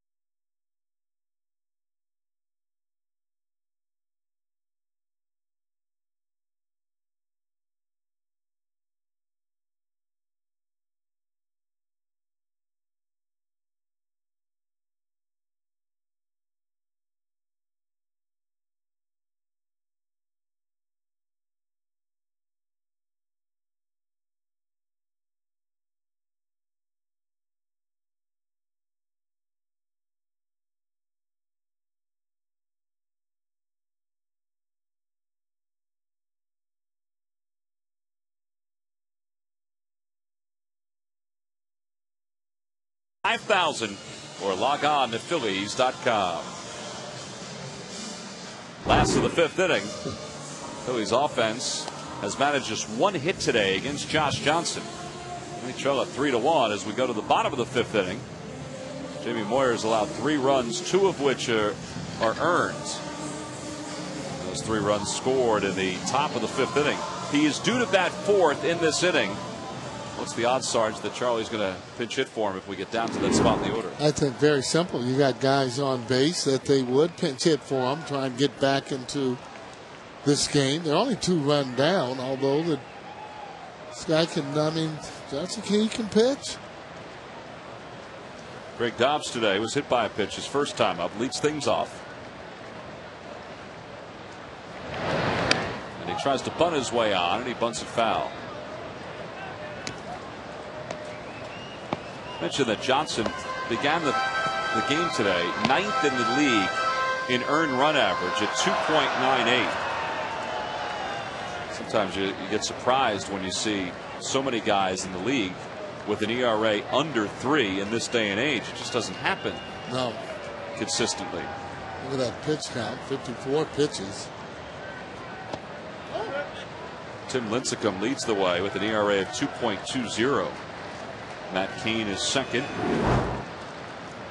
And the Marlins career leaders in earned run average. That's Johnson's ERA overall. How about Kevin Brown in a Marlins uniform?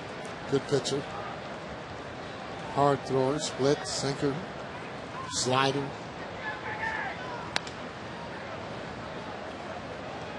And it's 1-2 to Dobbs.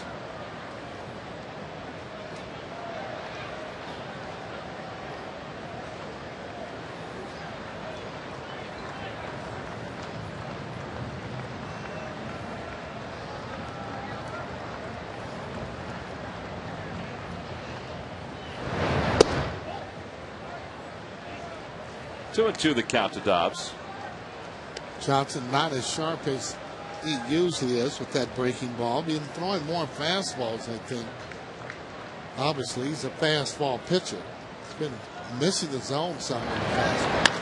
A line drive, base hit for Dobbs to left center field. Just the second hit for the Phillies. And Dobbs is aboard to lead off this bottom of the fifth inning. First hit since Jimmy Rollins began the game with a single to center field. Good way to start the bottom of the fifth inning. Yeah, solid line drive into left field. See now that there's a runner on action now. Lopez up in the Phillies bullpen. Yeah, Ben Francisco was stirring around for the Phillies in their dugout as a possible pinch hit candidate. Pedro breaks his bat, rolls it behind second base. Bonifacio will turn 2. Oh, just like that. The second double play of the day for the Marlins erases the base runner. And Jamie is going to put a helmet on as Paul Bacco will dig in. Yeah, Feliz swinging that. Well, obviously Johnson's pitch. See that ball breaking down hard and away from him. That's a slider.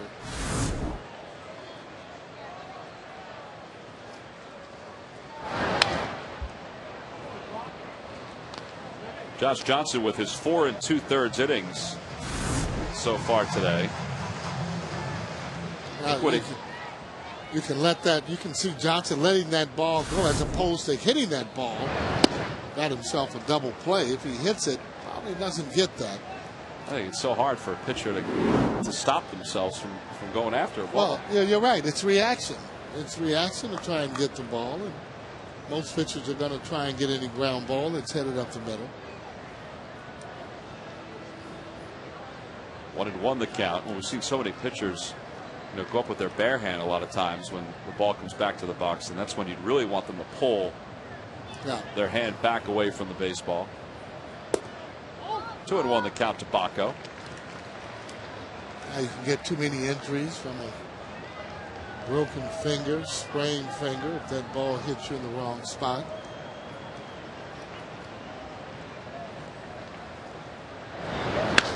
Opposite way, right at Coughlin. And Josh Johnson's going to have another easy inning thanks to the double play off the bat of Pedro Feliz. We're through 5 here at Citizens Bank Park.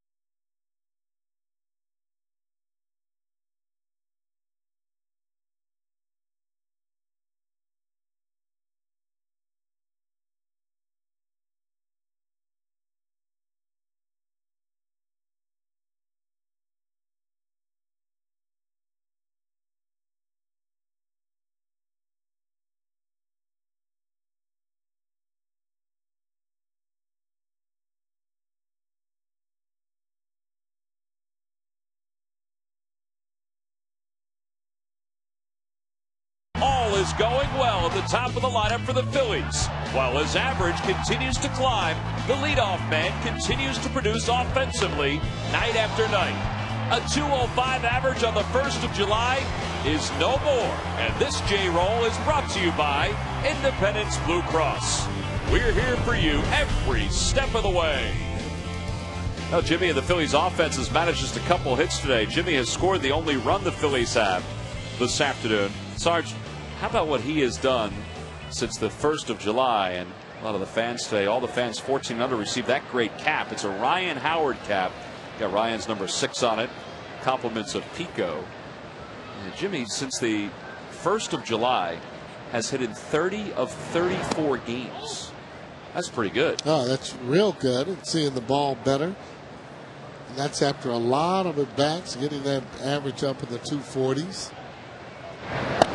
Josh Johnson leads things off with the count 1 ball and 1 strike to him. Doesn't seem like a lot, but when you come from where he did with a lot of at-bats, it certainly is.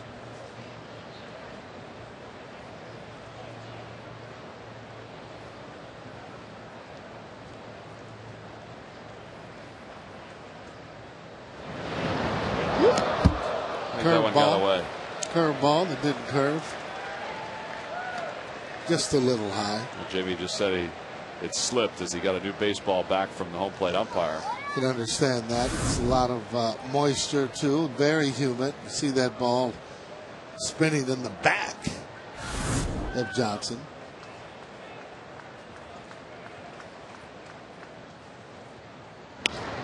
Johnson loops one over the head of Pedro Feliz. He couldn't find it. Ibanez was coming up ready to chuck it. I don't think I've ever seen that before.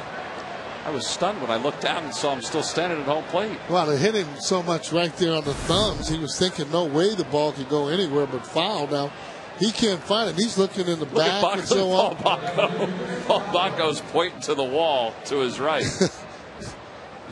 Paul Bacco's trying to sell it, see if they can get it out at first base. Line drive and no chance for Ibanez to throw to first base. They're yelling from the dugout, go, go. The rest of the pitchers like when they see another pitcher make a mistake like that. But it's still a base hit for Johnson. Well, got more action now in the Phillies bullpen. Chris Coglin's had himself a good series. He's got a base hit today, so he's hit an 8 straight overall. He singled back in the 3rd.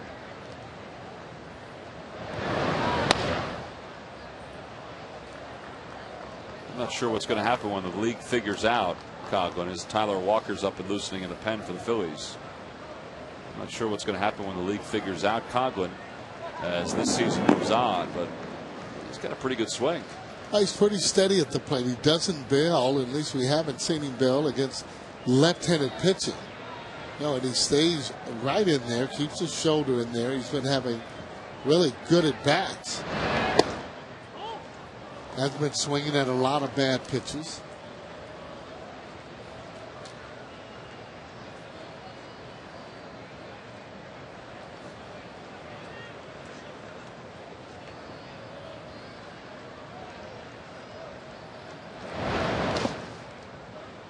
Two balls and 2 strikes to count.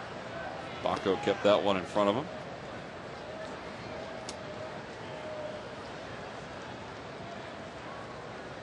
.94 pitches for Jamie.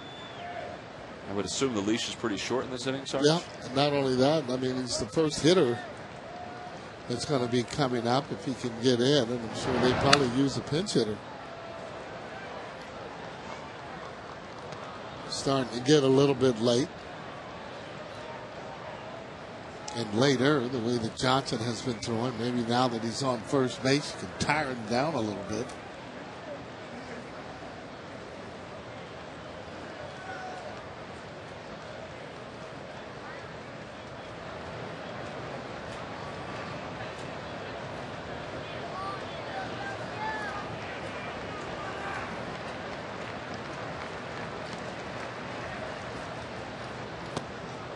Little low, and it's 3-2.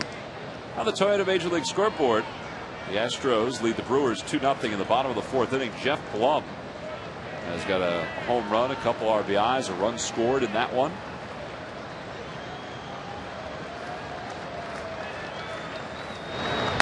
Chopper toward the right side, right between Chase and Ryan. A base hit for Coghlan, his second of the day.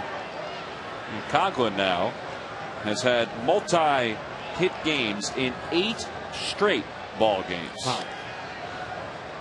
And that is a National League high. And that's going to be it for Jamie Moyer. Here comes Charlie Manuel. Jamie's day is going to be done. He's given up 11 base hits today. A looper here, a blooper there, and a seeing eye ground ball like that one there. And first 2 runners are on here at the top of the 6th inning. So that's going to be it for Jamie as Charlie signals to the pen. He'll give the baseball to his manager. And Jamie Moyer's afternoon is complete. 11 hits, 3 runs, 1 walk, a strikeout, and 5+. A nice round of applause as Jamie exits the field.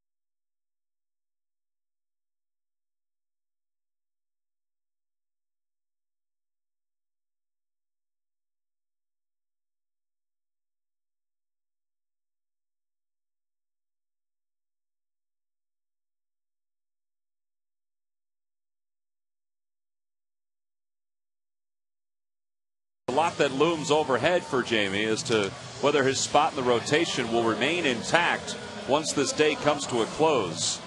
His numbers against the Marlins were so good coming into today. The Marlins have had better at-bats against him, and you know, he's given up 11 hits, or he gave up 11 base hits. These last couple innings, you know, none of the baseballs have been hit all that hard, but the Marlins have taken the lead, and now they have the first 2 batters aboard. Tyler Walker in his 16th game, 1-0 with a 2.65 ERA, and he's appeared in both games in this series so far, so this is his third consecutive day of work. Yeah, well, might want to be trying to look for a bunt. He's been bunting and trying to bunt. Don't know if you really want to do that with Johnson and see him getting into the dirt, but yes, he is. In the air, Feliz has it. And he was indeed trying to bunt. So 1 away. Second hitter's got to be able to get the ball down. That's part of his job, and one of the reasons why he's hitting in that spot. So the first out is recorded. Bonifacio back to the dugout. Tyler Walker, he came in Friday night's ball game to face Hanley Ramirez with the bases loaded and struck him out. Last night he came on with 1 out and a runner on first base in the 6th inning and got the 2 batters that he faced. And now he's trying to do the same kind of pick-me-up in this game for the 3rd straight day, facing Ramirez now with 1 out and runners on first and second. Hanley Ramirez, a .412 batting average with runners in scoring position, which is among the top 5 in the league, and he pops it up foul, and that'll find the seats. So 1 ball and 1 strike. Yeah, this kid hits a lot of balls to the opposite field. Does have a decent power. On his way to 100 RBIs. Usually that 3, 4, 5 guys. Those are the guys that will drive the runners in. The 1, 2 guys are the ones that are scoring 100.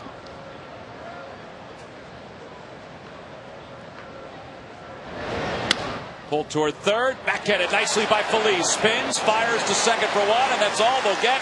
But that's a big out right there. And that's a heck of a play by Pedro Feliz. Oh, that ball was just smoked as he picks that ball. Ramirez can't believe it. That's why this kid has such a good chance of leading the league in hitting, because he continues to hit balls hard, even hard out. As Feliz turns all the way around just to get that 1 out. No chance for a double play. The ball was hit hard, just kind of almost turns him around, if you will. So he's not trying to turn that double play, just kind of getting out of the way.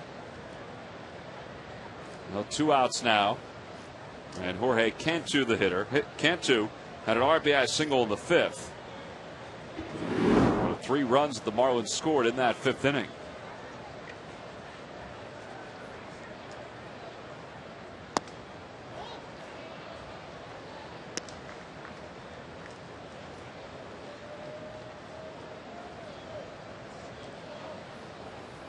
That base hit for Cantu, his last time up, was his first in 11 at bats in this series.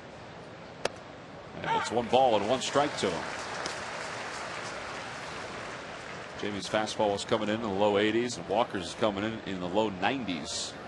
That's a big difference. You know, in terms of hitting, they'll try and start that bat a little bit quicker there on Walker. Ramirez goes. The pitch is taken inside. No throw by Baco.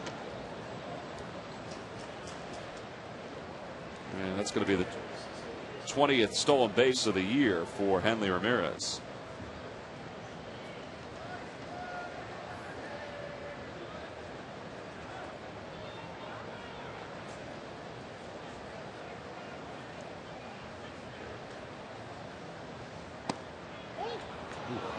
That's a good pitch. 3-1. Good pitch down and away. Breaking ball.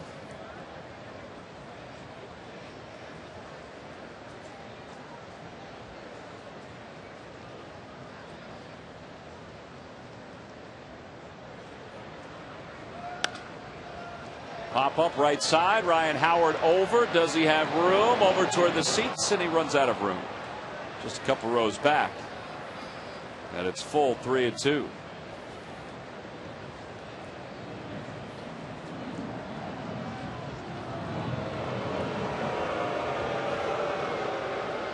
Wes Helms waits on deck. He too has an RBI single today. Johnson's on third. Ramirez is on second base. The count 3-2 to Cantu. And that one hit sharply right side. Chase started to his right, then had to come back to his left, and the inning is over. Heck of a job by Tyler Walker. He came out with 2 runners on and nobody out. There are 2 runners still on as we go to the bottom of the 6th.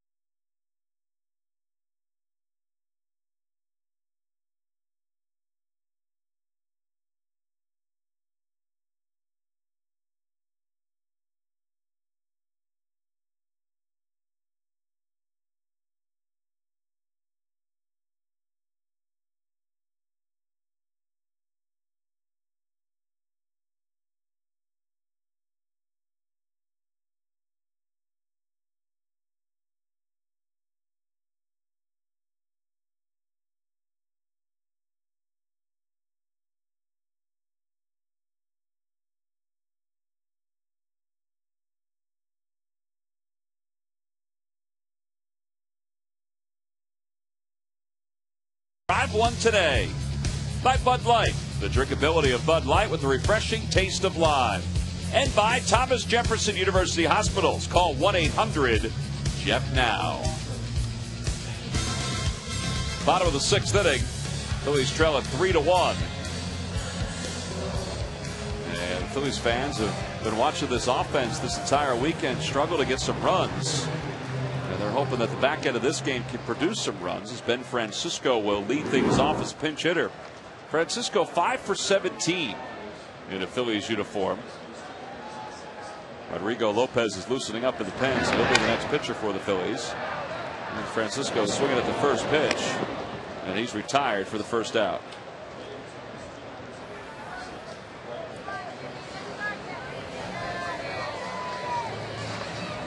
One out, now to the top of the order for Jimmy Rollins.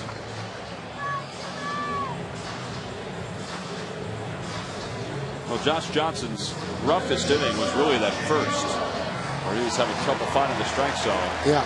He allowed the leadoff single to Jimmy, but since that time, he has basically locked it down. Yeah, a lot of times those good pitchers, the number 1s, number 2s, you want to get them first, especially when they're having problems and locating that plate. Still think the biggest pitchers will Chase Utley there with 2 balls and no strikes. Back in the first inning? Absolutely. Well, there's no telling what happens and how tight a pitcher gets after going 3-0. Well, he certainly was having trouble with the command of his fastball in that first inning. As Jimmy goes around and it's 1-1. But he went off that fastball in that first, and since then has found the command of his fastball. Yeah, he's been throwing breaking balls, cutters in. Here's a breaking ball, and it's 1-2. That's his slider there at 87. You see that line, 5 strikeouts and 5 1/3. And only 2 hits.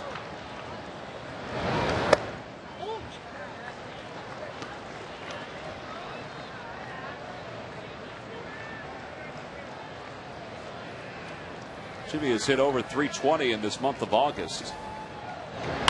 And he lines that one back through the middle, a base hit. It's his 15th multi-hit game since the 5th of July.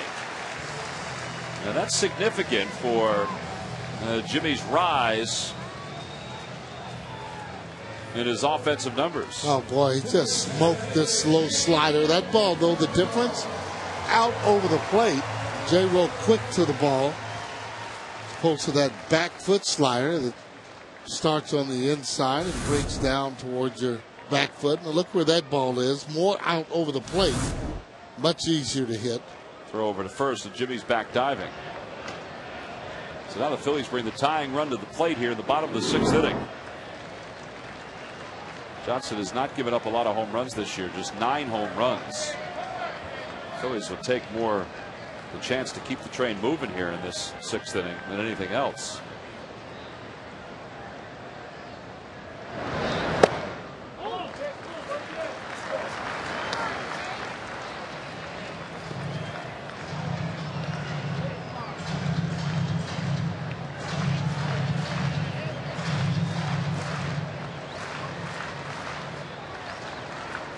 Shane 0 for 1. Walked his first time up. 2-0 the count.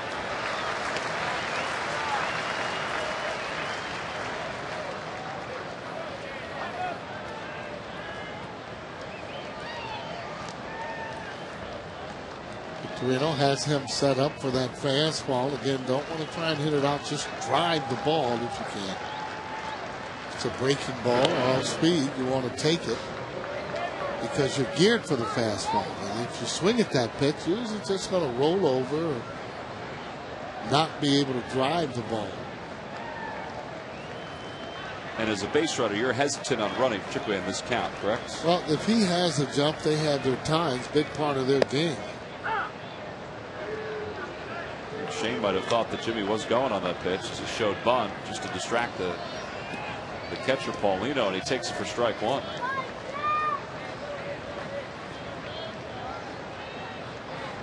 Jimmy has stolen 23 bases this year. He's been caught 8 times. And a throw over. Time was called. Ronnie Paulino asked for time.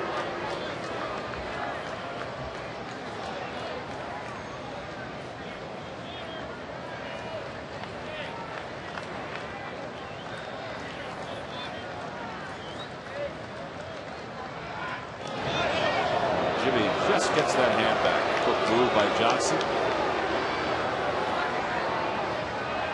Got quick feet for a guy who's 6'6", 230 pounds.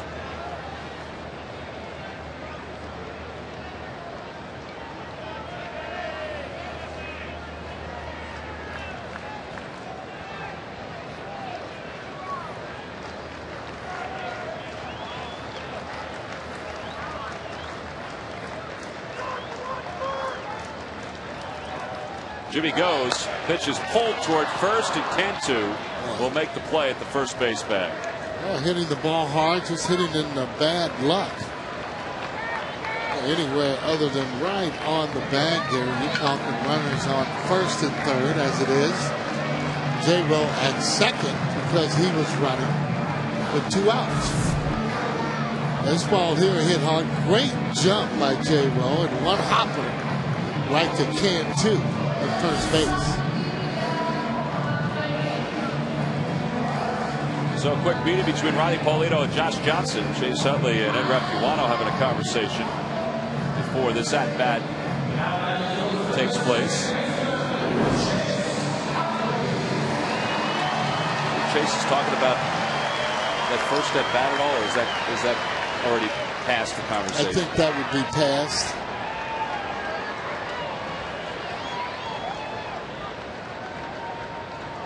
You don't want those to linger on. You say what you have to say in that particular inning and then usually let it go. Phillies came into today 3 for their last 29 with runners in scoring position. Now this is the first time since the first inning that they've gotten a runner in scoring position.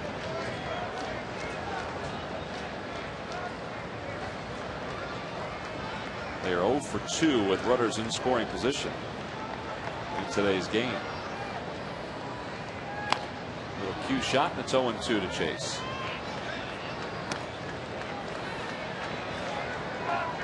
$16 for their last 106 with runners in scoring position.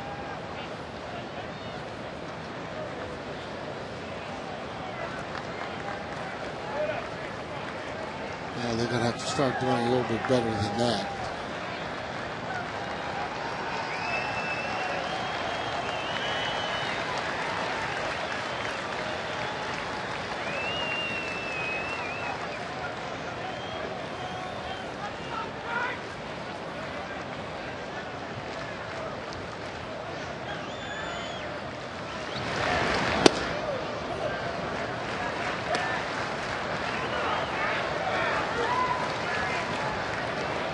He's on second base.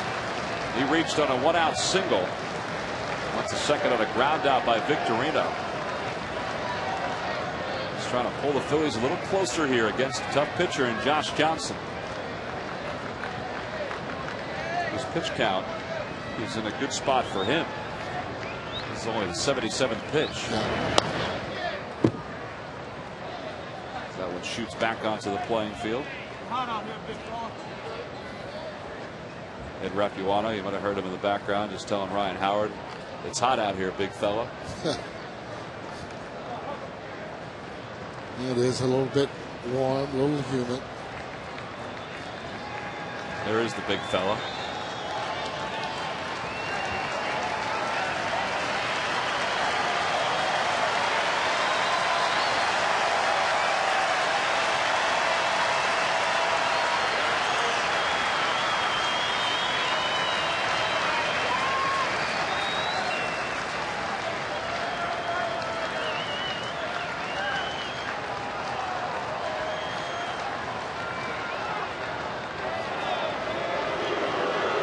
Josh Johnson, if he's not getting the sign he wants, he wants one pitch. Ronnie Paulino wants another pitch.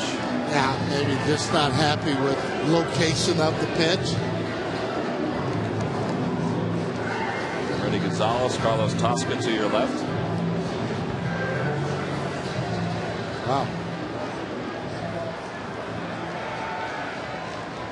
Continue to have sellout crowds.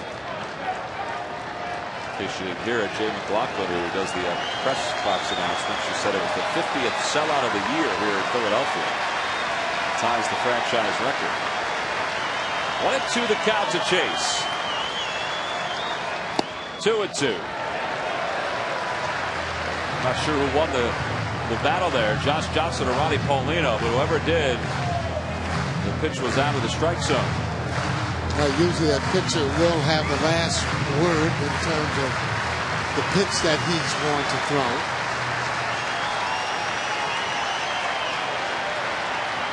He's trying to knock open the door here offensively. They just haven't had a whole lot over the last couple weeks. I mean, that stretch of hits and runners with runners in scoring positions, a carryover from the last road trip.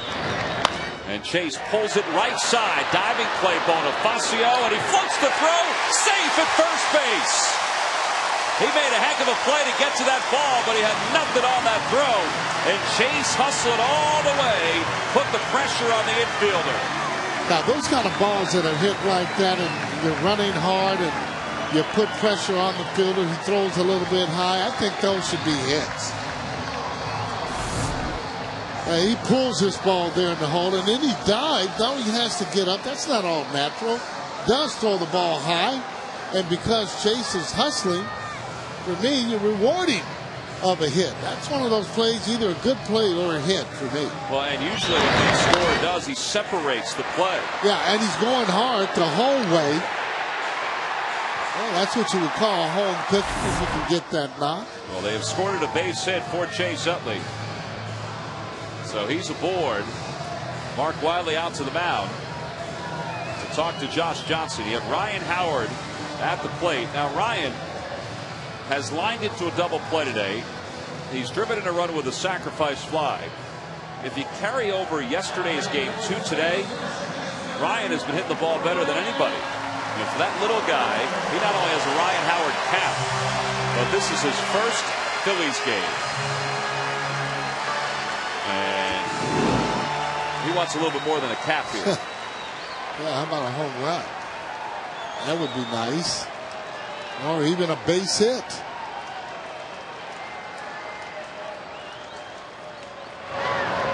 Ryan loops it into foul territory. Wes Helms won't get there. 94 on the fastball on Ryan's hand.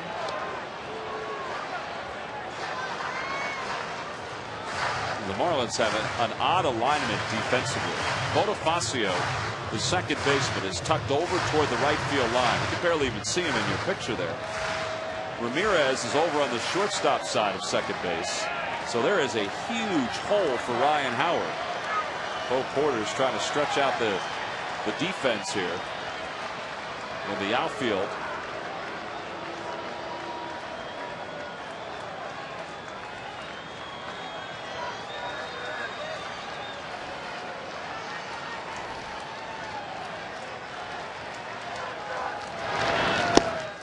1 ball, 1 strike the count.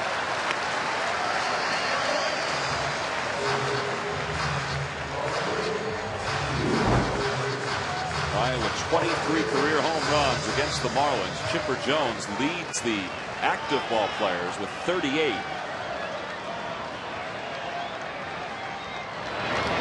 And he lays off pitch outside. 2-1. Just about a few days ago, Ryan was swinging at that pitch, swinging at missing a lot of pitches, and he has been taking a little bit more, but more importantly, he's been seeing the ball and driving it, hitting balls inside, outside.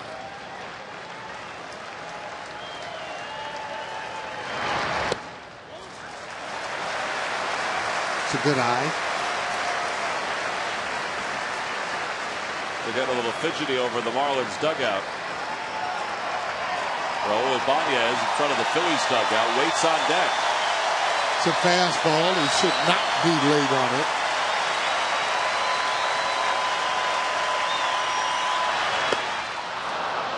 3-2 the count. Slider there. Yeah, Johnson not giving in to them, and that's again when a hitter you want to be a little bit more disciplined. You can see his hips already clearing, thinking maybe it was going to be a fastball or inside. Power guy to the left, a power guy to the right. With a tying run on first. Utley goes. Pitch is taken for a call. Strike 3. Oh man, Ryan Howard thought that was ball 4. He is saying no way that's a strike. But Ed Rapuano is the one that counts. And he punches out Ryan to finish up this 6th inning. Phillies strand 2. We'll let you decide. Is it a ball? Is it a strike? It's a little low. We go to the 7th. Floating zone.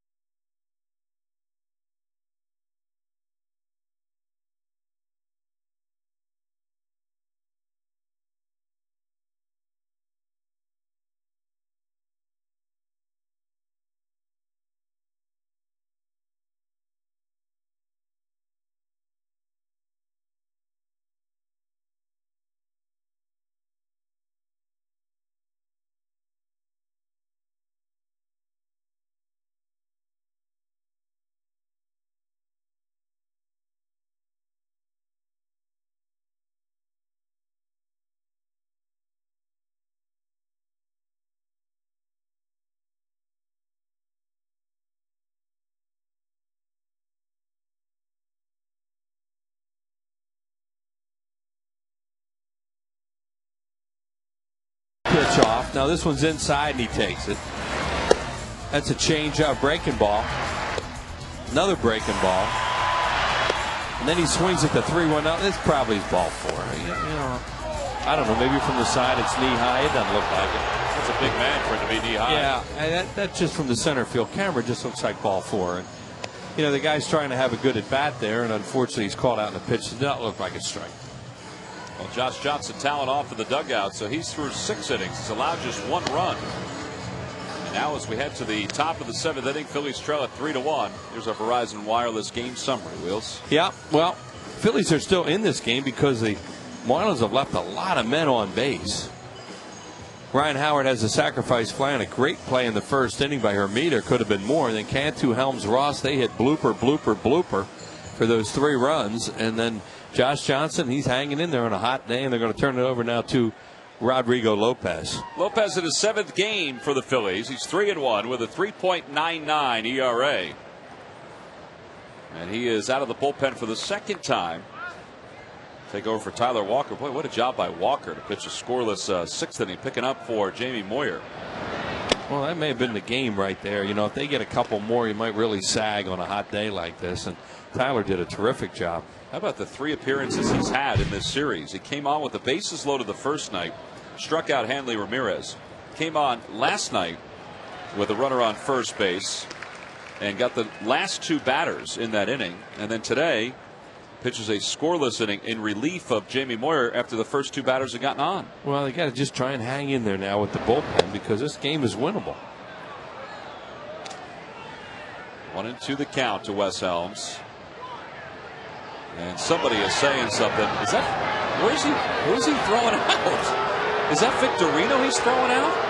He just threw Victorino out of the game, I think. From center field? How about throwing that? his hands up in the air? You got to be kidding me. Come on, Eddie. He's better than that. He said to Ryan Howard, and then he go, "It's hot out here, big boy." And you know what? The heat seems to be getting to him. I mean, here. that is just ridiculous. So he throws his hands up in the air. And he just pushes Paul Bacco out of the way. Bacco's trying to hold him back. That's all Paul's trying to do. Be careful. Shane's got to be careful here. Get suspended, you know. You know, they've used up Francisco, too, as a pinch hitter. You throw a guy out center field. Come on. That's ridiculous. At first I thought, well, maybe he's pointing to Jimmy. Yeah, I did, too. I knew he wasn't pointing to Lopez because Rodrigo didn't say anything. That's just not good. No. I mean, nobody in this ballpark saw Victorino put his arms out. Right, except him. And you know why? Because he's looking for it, because he knows he missed that pitch before that on Ryan Howard. You know? And he's a good umpire, too.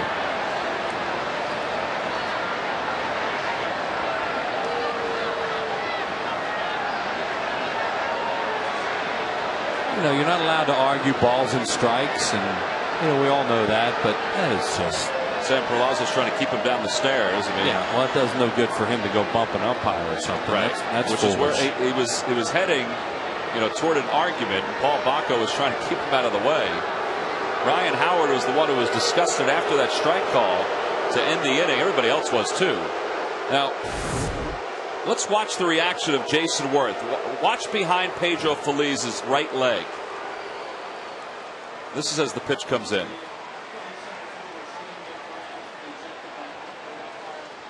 Well, yeah, he kind of put his arms up in the air. You saw that, but that's. I mean, come on.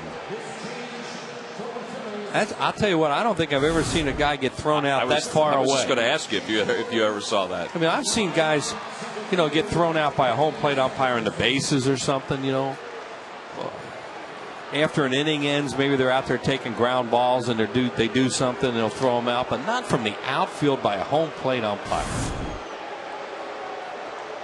Charlie Manuel and Ed Rapuano talking, and Victorino moved away Paul Bacco. Yeah. And Rapuano walked away. And Shane's teammates tried to hold him back and push him toward the dugout. Because as you said, Wheels, I mean, you don't want to get to the point where you're going to get suspended after you've been thrown out of a game. Well, right. You know, and you can't be bumping umpires, and he didn't. He didn't get to him. Good job by his teammates, everybody keep him away. But you see, here comes Ryan Howard in there too, because Victorino started to run at the end. He had pretty good momentum coming in there. He sure did. It's just never seen anything like that before. 2-2 the count. Charlie's hot. Well, and it's ball 3. You know, it's really hard to get mad at Victorino for. That's just. You know, he had a good look at that pitch in center field. You know, he's kind of like, man, you just called my guy out. Whoa, what's this about?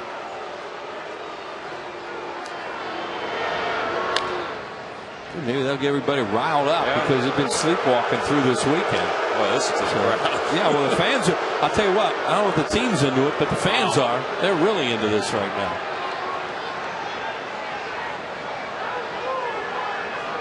That was just different.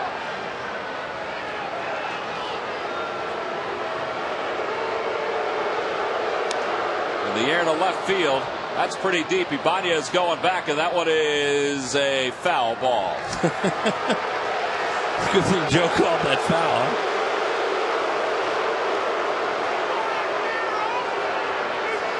It's going to be a long 3 innings for this crew.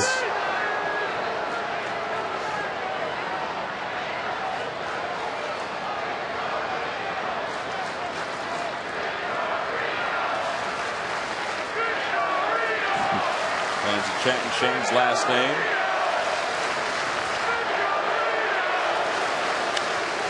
There's a fly ball.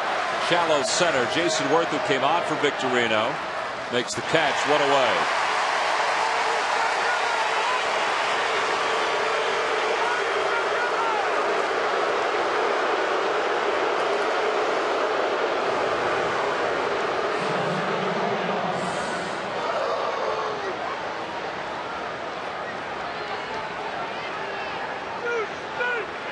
Cody Ross now the batter. Ross is 2 for 3. He's got an RBI single. And he lines one down the left field line. That's going to be in for a base hit. Ross is going to get 2 out of this one. And he'll pull into second base with his 3rd hit of the day.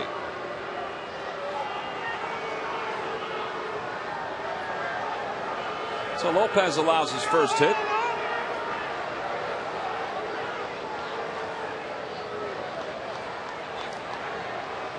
You know, a lot of times you think that an umpire will do something to try to settle things down. You know, if anything, Ed Repuano throwing Victorino out for putting his arms up like that instigates it. Yeah, it's just, you know, it could have been handled differently. Yeah. And Ed Repuano has been around a long time. He's a really good umpire. But, you know, I don't know if that was one of the finest moments. Opposite way, coming on is Dobbs, makes a nice grab. Ross was way off the second base bag, but Dobbs would have had to turn his body all the way around to make that throw. 2 outs. We got a left-hander up in the bullpen. Looks like Moyer. Pitcher's due next. Base open. Here's the pitch that he sees from center field, and you know, maybe it's inside. Well, Lopez started to turn as if he thought it was a strike, too. You know, I don't know if that's a strike or not. It's close. But from center field, you know, his basic reaction is, what are you doing? You know, and plus off of the call that was made on Ryan, which was, in the center field camera, looked low. Well, Ross Glode's going to come out and hit for Johnson. So that'll end Josh Johnson's afternoon. They're going to turn it over to the bullpen for the final 9 outs of this smoking hot afternoon. Josh Johnson, he and Freddie Gonzalez.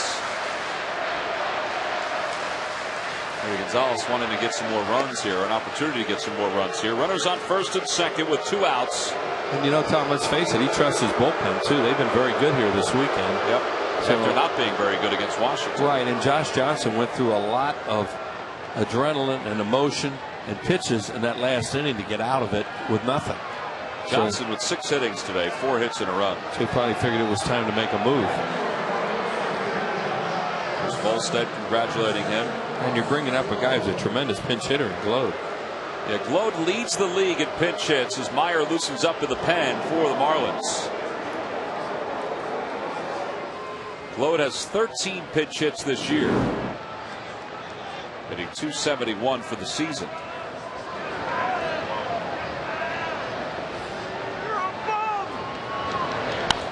And he pops it up foul.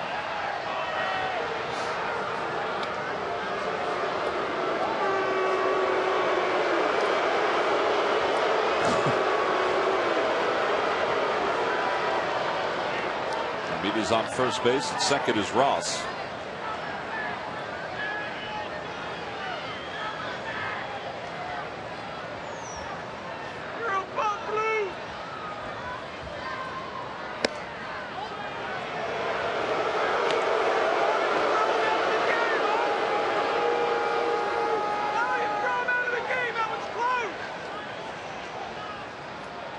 Youngsters are sitting there thinking, boy, we've never seen that before. Well, today's Wheels' birthday. He's been around a lot longer than you, and he's never seen that before. Never saw a guy get thrown out that far away. 2-1 the count. From behind the plate in center field. Man.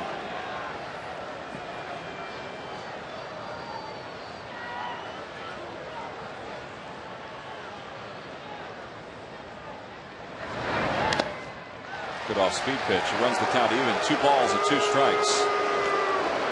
Lopez trying to keep this at a 2-run game. See Glode, 11 RBIs, tied with Matt Stairs for the National League lead. So they've got two guys, Glode and Helms, who've combined for 20 RBIs as pinch hitter.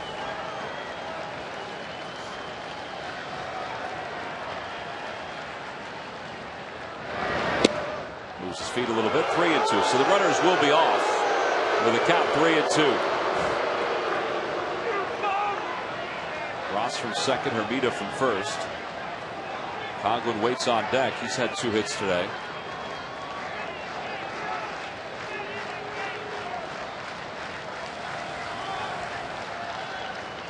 And there go the runners. 3-2 pitch inside for a ball.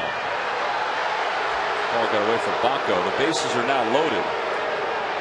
So after the intentional walk, it's a walk to Glode. Rich Doobie's going to go out to the mound and talk with Rodrigo Lopez. Well, following today, the Phillies will have an off day tomorrow, and then they'll head to Chicago for a 3-game series, then to Atlanta for 3. This is not an easy road trip for the Phillies. And this Wednesday, while the Phillies are in Chicago, it's Phillies night at the movies at the Bala Theater in Bala Cynwyd. Ticket cost is $12. Limited quantities are available. You can order your tickets now by logging on to Phillies.com. If you don't like the umpiring at the Phillies night at the movies, you can yell there too.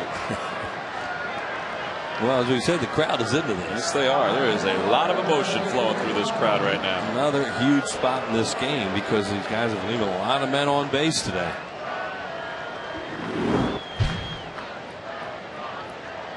Coghlan with 2 hits today. He's had at least 2 hits or more, at least 2 hits in 8 consecutive games. Club record. And it's the first time since last year that somebody in the National League has done it. Christian Guzman did it last year. And Rodrigo has fallen behind 1-0.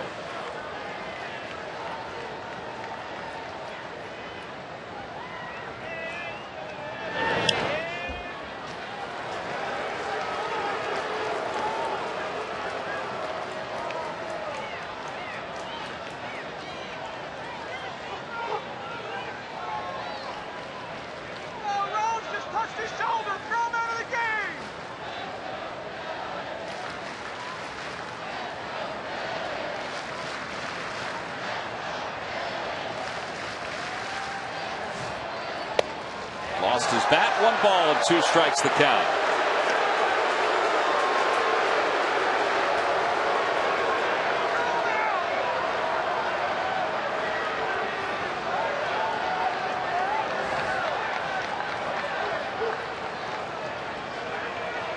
Coghlan's not going to go get some more pine tar. He's content with what he has.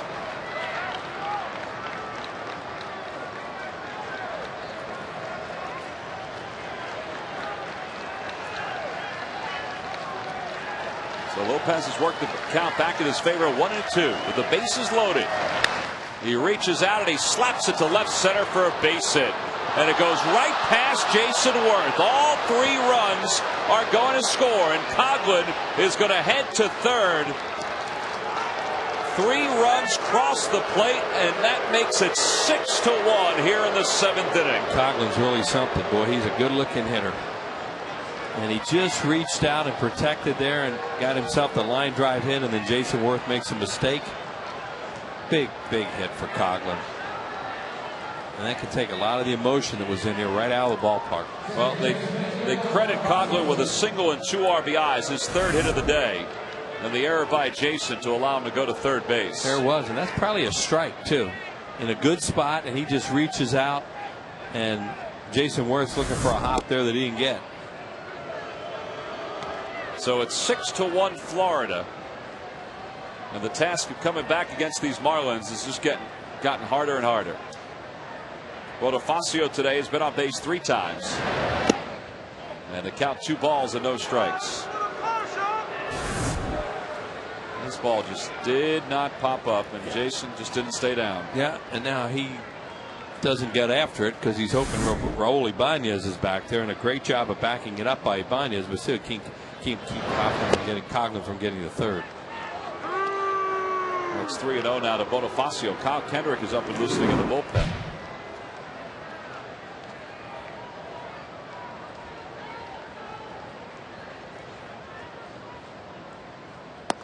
Ball 4, and there are runners on first and third.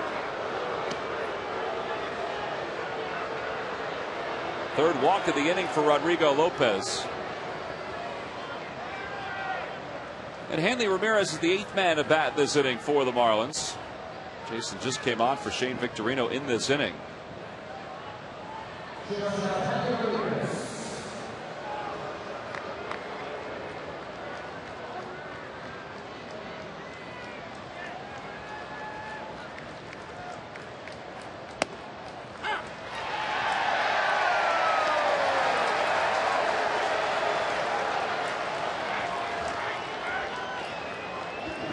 Today, a couple hits. He's been on base 3 times. His league leading average at .344.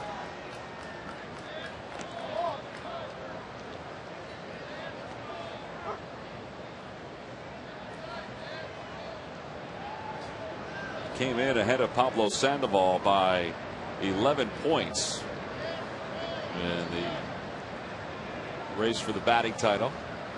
0-2 the count.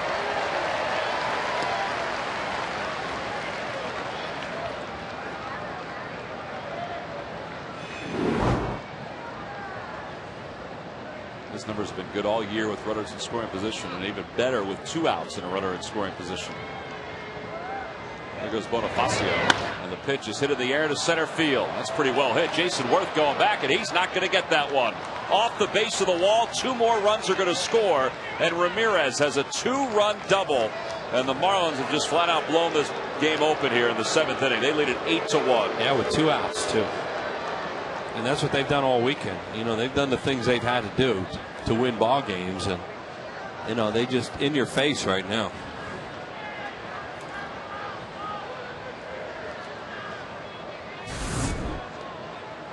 Hanley Ramirez just smokes this thing. Jason Worth just takes off runs. He's got no chance. Almost leaves the yard. Hits at the base of the wall. It carried more than I thought it would. Yeah, it really took off.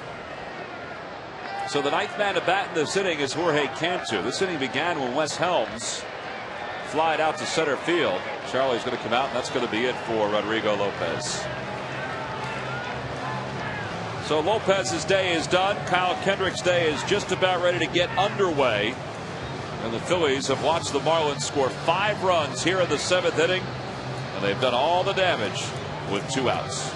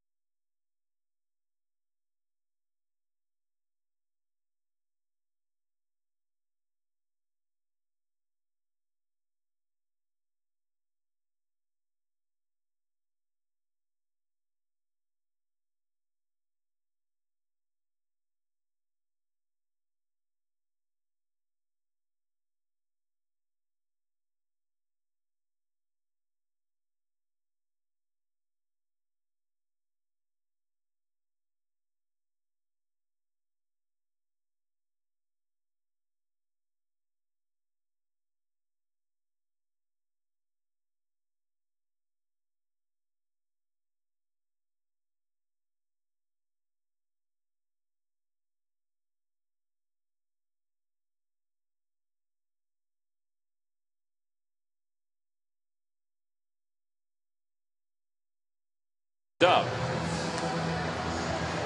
And Charlie did a lot of chatting during that conversation. Rapuano basically just kept nodding and saying, okay, okay. So Kendrick comes on to take over for Rodrigo Lopez. 4th ball game for Kyle Kendrick. 0-1 with a 5.40 ERA in the big leagues. Kyle spent most of the year down in AAA with the Lehigh Valley Iron Pigs. Today for the Iron Pigs, Chad Durbin was scheduled to make his last appearance. And if all goes well, there's a good chance he'll rejoin the Phillies when they get to Chicago, take on the Cubs. So here's Jorge Cantu with a runner on second base, and 5 runs have crossed the plate in this inning, and the count 1 ball and no strikes to Cantu.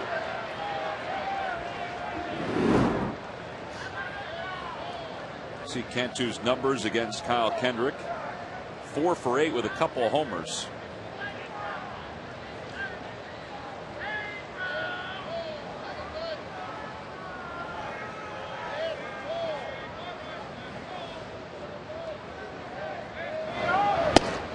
Two and 0 the count to Cantu.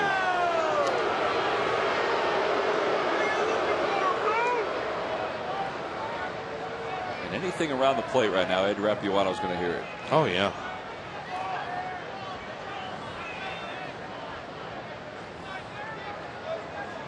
Five runs with 2 outs, though, has really changed the complexion of this.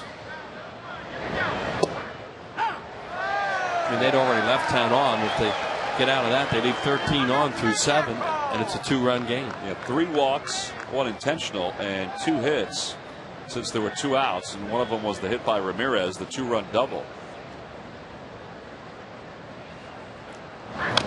2-2 the count to Cantu. Well, they have themselves a nice offensive player in Coghlan. You know, who's looks like he's a high on base percentage guy, works the count, and those guys are rare in today's game. And he's done a good job here today. And you see everybody kind of got their heads down right now for obvious reasons.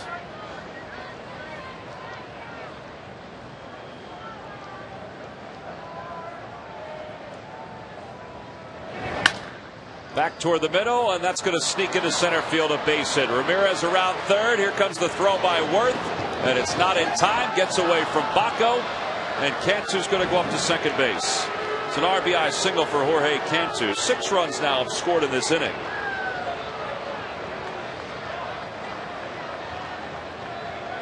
And Jason Worth's going to wind up having his second error of the inning.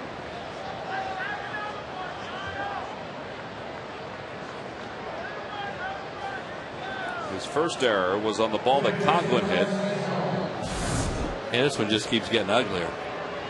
Hit him hard, hit him soft. And now it's just a ground ball, base hit, found the hole, and then Jason Worth comes home trying to make a play here, and it bounces away from Baco, and they give Worth the error for the advance to second. Well, 6 runs now charged to the line of Rodrigo Lopez. Wes Helm started this inning by flying out to center field, but before he did that, he had the count, no balls and 2 strikes, and pitch was just off the inside part of the plate that Shane Victorino thought was a strike, and Ed Rapuano threw him out of the ball game. That's the way this inning started. There's a pop up toward first. Ryan Howard will make this grab, and the inning is finally over with. The Marlins scored 6 runs in the 7th inning. There's a lot of emotion flowing through this ballpark. It began with Victorino, and it carried through as the inning moved on.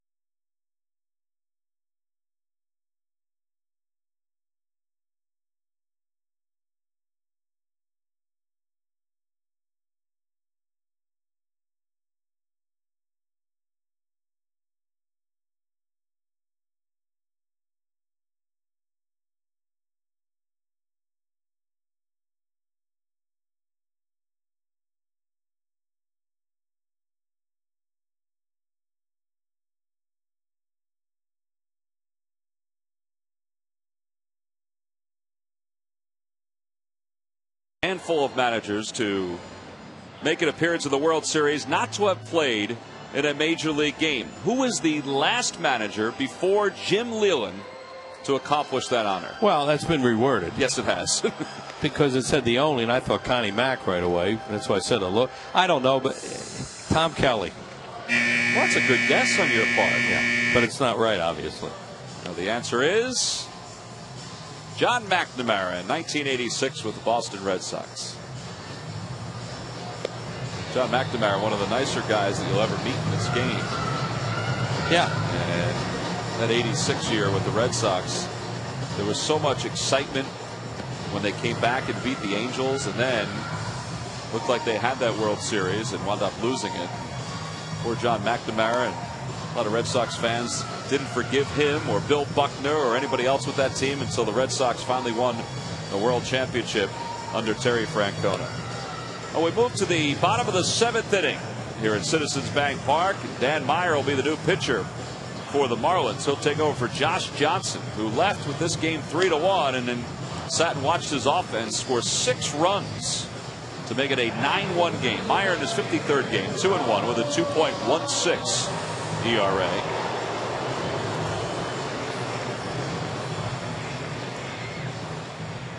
Wheels, you mentioned Tom Kelly, who did play in the major leagues for a very short period of time. Tom Kelly was one of my camp counselors during my senior year in high school when he was a coach for the Minnesota Twins. And we were at a camp in North Jersey, and he had to leave the camp early because he had to go to Minnesota because there was some big press conference he had to be part of, and it was to be named the manager of the Twins. Yeah. Oh, that's a great story. Yeah, he was a North Jersey guy. I did not know he played in the major leagues. Just a little bit. Raul Ibanez will lead it off in the bottom. That was a decent guess. It was a very good guess. Ibanez 0 for 2. He has struck out and grounded out. He takes one for a strike, and the count is 0-1.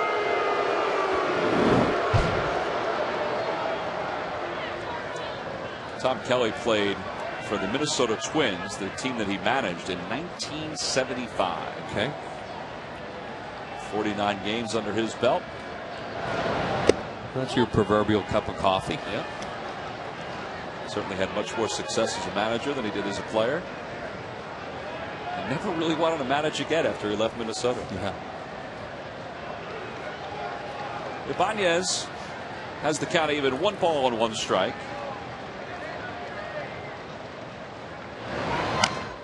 And it's 1-2.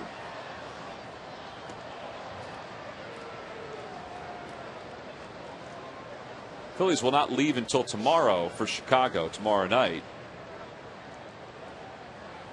And they'll take on the Cubs in that 3-game series. The pitching, the setup for the rotation is not set yet for the Phillies. Meanwhile, the Cubs, well, their rotation's been kind of in flux because Carlos Zambrano was placed on the disabled list. So they're going to plug Samardzija in as a starter. And Ibanez is down swinging. Second time he's down on strikes today. And 1 away. Well, these lucky fans are today's Citizens 7. They will each receive a prize pack courtesy of Citizens Bank. Citizens Bank with the most 7-day branches in the Philadelphia area. To find a branch near you, visit citizensbank.com. Those fans are happy, Wheels, because they're celebrating your birthday today. Is there excitement on their face? Well, Jeff, any of the cake? Was the cake good? The cake is outstanding. It was really good. All you guys have put that together. Well, that was Jim Jackson. He picked up that cake. Jim Jackson. Yep. Wheels is celebrating a birthday today. Louise Tobin celebrating her 80th birthday today. Wish her a happy birthday. Her son Eric works here at the ballpark. Of course, his wife Lee works here as well. Everybody's celebrating a birthday today. Dina, our intern here, celebrated a birthday yesterday. We had somebody in the booth today that was celebrating a birthday. Big August stuff, huh? Opposite way, Dobbs has got his second hit. He's been on base 3 times.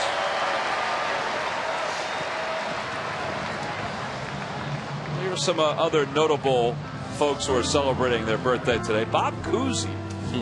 Wow. Claude Osteen. Yeah, I remember when Claude was here, we used to have a mutual birthday. Yeah, Deion Sanders. I always think of Deion Sanders when I think of Wheels. That was 1945. Ted Simmons, 1949. Dion. Oh boy.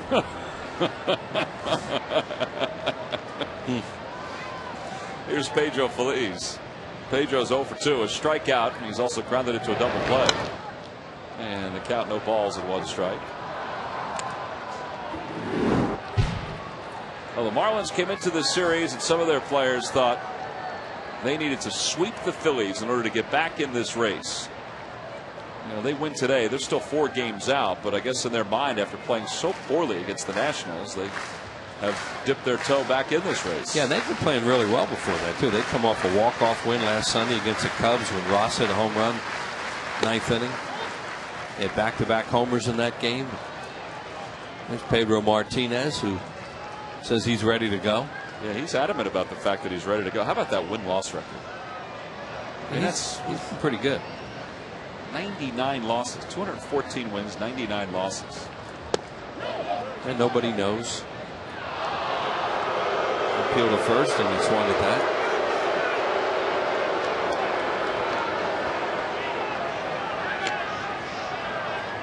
There's Cole behind Pedro.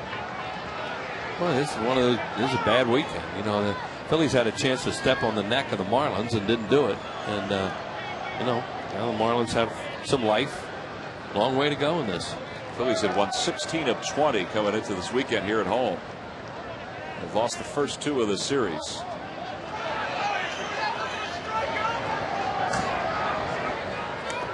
And it's 2 balls and 2 strikes now to Dobbs, or to Feliz, excuse me.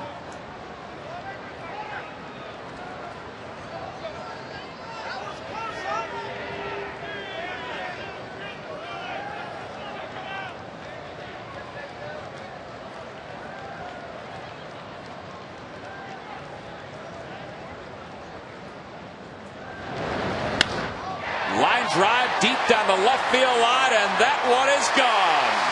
A 2-run bullet by Pedro Feliz. It's his 8th homer of the year.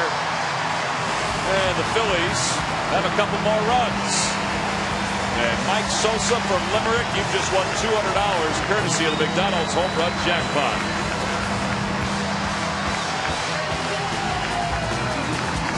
Well, you're right, Tom. That was a bullet. Boy, that thing was hit hard. The only thing was fair or foul was fair all the way. It was hooking.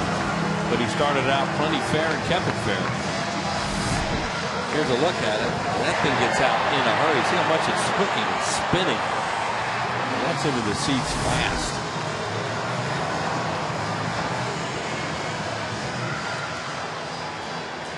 '56 RBIs now for Pedro. Well, they've come from behind before. I mean, this is a huge deficit to overcome. But a little bit of a spark here in the bottom of the 7th inning. Carlos Ruiz will pinch hit for Paul Bacco with 1 out. Eric Brutlett's come out in the on-deck circle. It's a pinch hit for the pitcher's spot. And it's no balls and 1 strike to Carlos. And oh yeah, fans haven't forgotten about Ed Rapuano. Pretty decent homestand for Carlos. 4 for 12 coming in.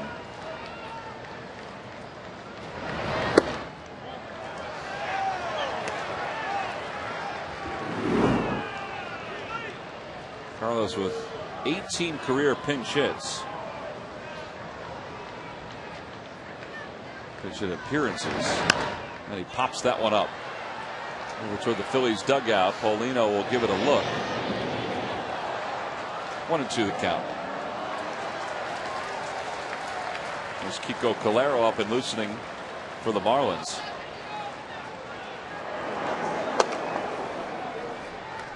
Phillies have done a good job this year against the East. You know, they've stumbled against the Braves, but they came into today's game 25-17 against the East.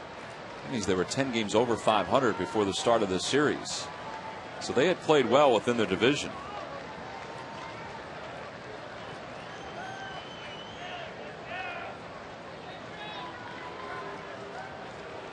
And they've got the series left against Florida down in South Florida beginning on the 21st.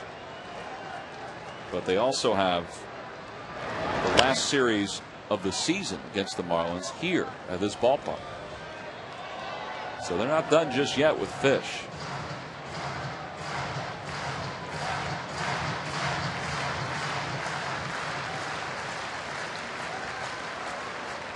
I should say that series against the Marlins begins on the 22nd. Phillies will head down on the 21st from Atlanta.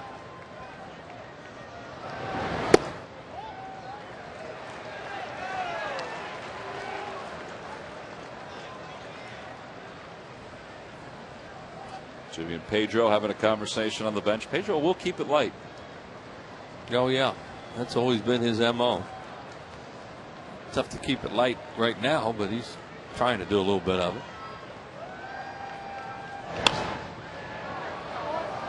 Ooh. The guy took one, then tried to find the ball. On somebody's lap. It hit that guy in a white shirt, and then it bounced back on the field. And he bounced back into the lap of the gentleman with the Hawaiian shirt. He got some recoil working here. Watch. Boink. Right off the elbow. No, he says, "Where's the ball, man? I blocked it, didn't I?" No, it's out in left field where it is. If you're going to get near the sidewall like that, you might as well fall backwards. Somebody just said, "Are you fine?" Yeah, I'm fine. I didn't spill a drop.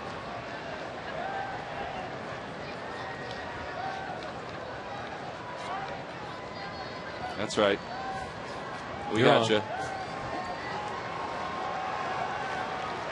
2 balls, 2 strikes, the count to Ruiz.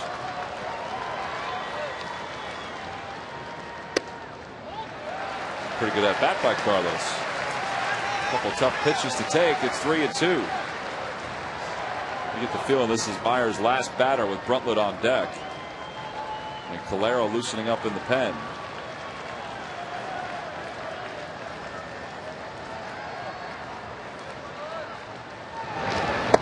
And Carlos is down on strikes. Maybe it's not his last batter. 2 away. And they may just allow now Moyer to face Eric Bruntlett. Freddie Gonzalez makes a note of him on his lineup card. And he's going to allow Moyer to stay in there. That's what we're talking about as far as the Phillies record. Overall, they've got 61 wins. 25 of those wins have come against the East. The Marlins have played well against the East also. In fact, the only 2 teams that are at 500 or below are the Mets and the Nationals, which is what you would expect the way their records have gone.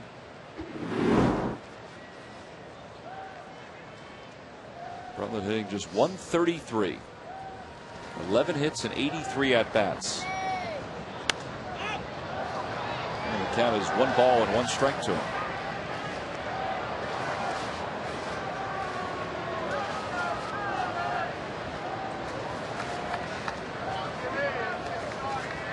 Phillies using up all their players now. They still have 1 move left. That's Matt Stairs. For the ejection of Shane Victorino, of course, Worth had to come into the game. And they had used Francisco up as a pinch hitter. There's Matt. And a pop up. Hanley Ramirez is back behind second. He's under it. Makes the catch, and the inning is over. Phillies do get a couple runs in the home run by Pedro Feliz. 7 in the books here at Citizens Bank Park. Phillies trail it by 6.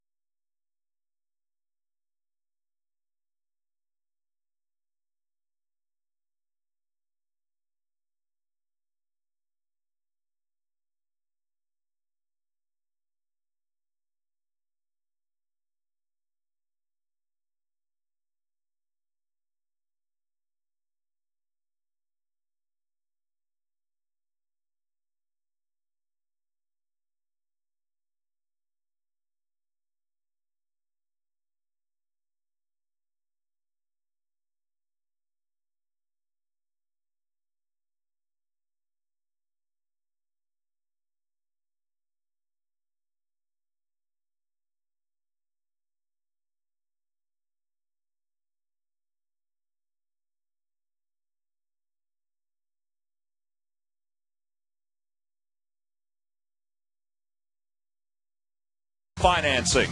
By AT&T, your world delivered. By Bud Light Lime, the drinkability of Bud Light with the refreshing taste of lime.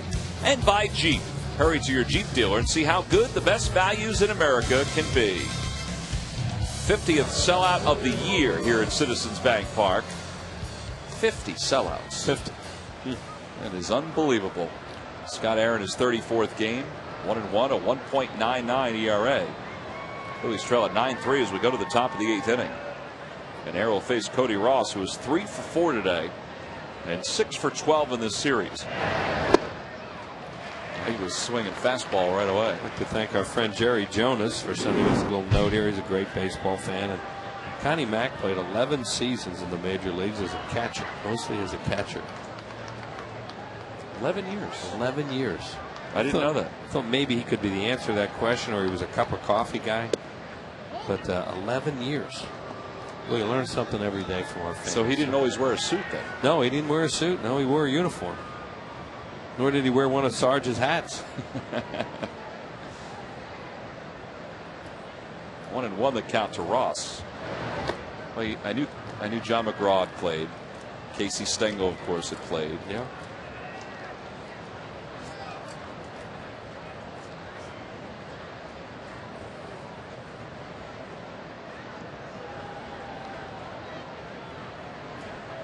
Two and 1 the count to Cody Ross. And it's 3 balls and 1 strike.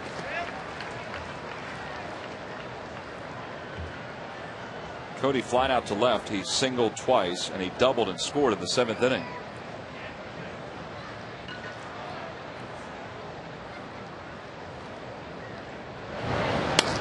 And Cody Ross pulls one down the left field line, and that is a foul ball. You know, walking along the Hall of Fame club here at Citizens Bank Park, there's some great portraits of some of the Philly greats, players, and some of the managers. Harry Walker's pictures up there, and he's got the big old derby on and the suit on. And we're talking about Connie Mack wearing the suit all the time, and he would wear a suit.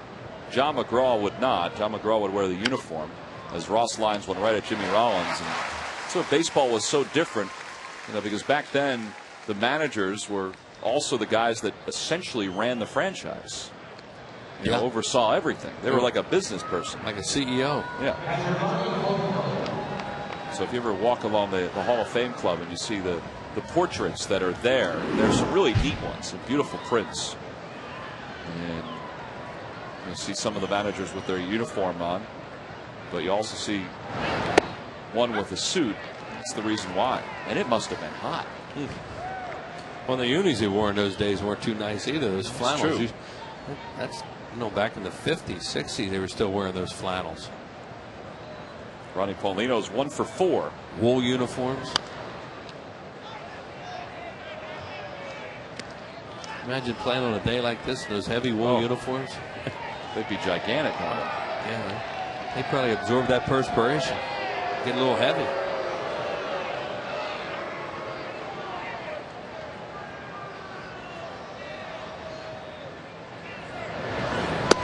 One and 2 the count to Paulino. On the Toyota Major League scoreboard, Braves are taking a 1-0 lead over the Dodgers. That game's in the bottom of the 2nd inning. Matt Diaz has hit a home run. Braves have taken the first 2 games of that series. Well, they won 2 extra inning games. Sorry, 2 of the first 3 games of that series. Yeah, they have a 4-game series out there, and they lost it. They've had 3 tremendous games out there. And they won another extra inning game last night. They're sneaking up on the Phillies a little bit too. They're letting them back into it. But hey, they still have a substantial lead on both these teams behind them, and they're just having a bad weekend here. And the Marlins came in, and they're playing well. If the Marlins wind up winning this game, they would be within 4. The Braves right now are 5.5 back as play begins today. Yeah, and the ultimate for Freddie Gonzalez's club was a sweep here this weekend, and they have a shot at that. It began with the guy you first saw in that picture, Ricky Nolasco. He pitched on Friday night as Hermida lines one over the head of Chase Utley, and he's aboard with his first hit of the day. There's Nolasco, who pitched really well on Friday night and got the win. Sean West did not pitch that well yesterday, but still kept his team within reach, and they wound up winning that game. Last night was basically the bullpen for the Marlins that won that one for them. The third pitcher you see there is Chris Volstad. He had that big lead against Washington the final day of that series, and he couldn't hold it. So 2 outs, runner on first. Nick Johnson will pinch hit. Well, the Marlins like to think they have 3 really solid starters in Volstad and Nolasco, and of course Josh Johnson here today. They're trying to figure it out a little bit after that. Well, Anibal Sanchez is making his way back, and they think he could be back very soon.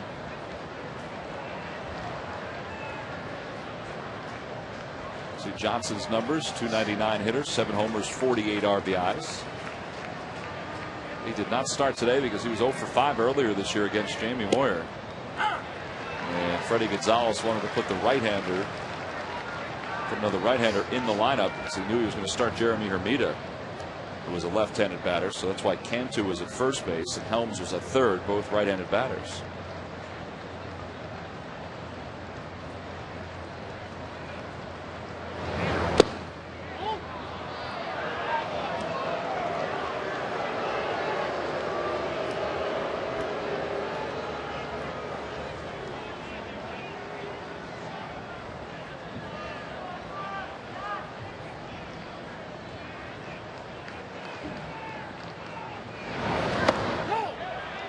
They appealed, no swing, says Joe West, and it's 2 balls and 2 strikes.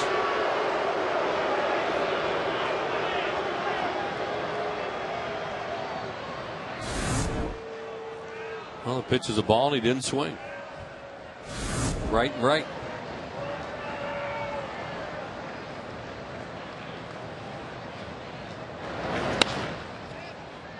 Soft fly ball to right. Dobbs is over and in and makes the grab, and the inning is over. So Scott Ayers strands a base runner here in the top of the 8th. We move on to the bottom of the 8th.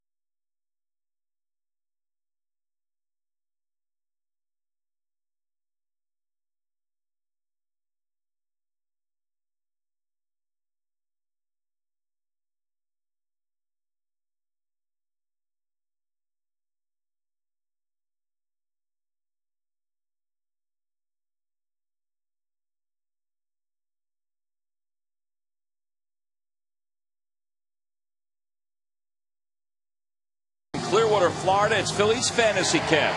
Package includes hotel accommodations, practice with, and instruction from guys like Mitch Williams, John Kruk, Sarge, Greg Luzinski, Larry Anderson. You can call 610-520-3400 to get more information. Again, hurry, space is limited. Phillies fantasy camp down in Clearwater, Florida. 610-520-3400 is Kiko Calero. Be the new pitcher for the Marlins. He takes over for Dan Moyer, who allowed 2 runs in an inning of work. He allowed a 2-run home run to Pedro Feliz. 47th game for Calero, 2-1 with a 2.08 ERA.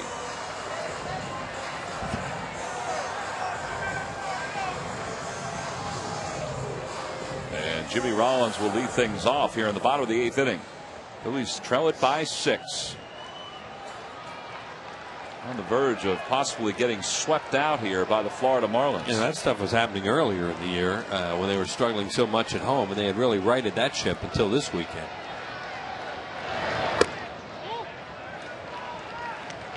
Jimmy, with his runs scored earlier, has now scored 69 runs this season. With all of his offensive problems that he's had, as he hits that one in the air to left field, Coghlan is over. And he puts it away. With all the offensive struggles that Jimmy has had, he is now in the top 10 in runs scored.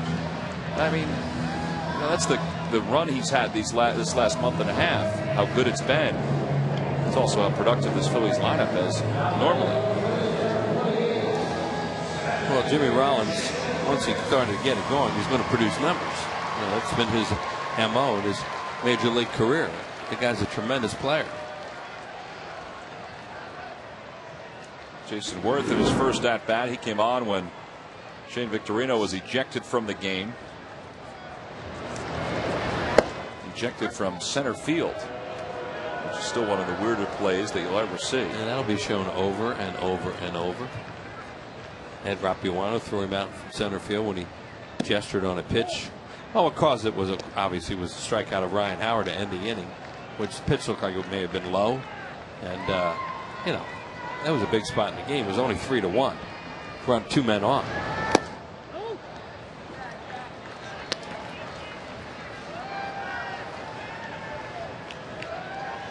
On the Toyota Major League scoreboard, the Nationals have won their 8th consecutive game. 9-2 over the Diamondbacks. Arizona, since the All-Star break, leads the league in home runs. Washington, since the All-Star break, just blowing everybody away with runs scored. They've scored 136 runs since the All-Star break. You really figure this business out, can't you? Well, it's 2-2. Clary's going to throw slider after slider after slider. That's his MO.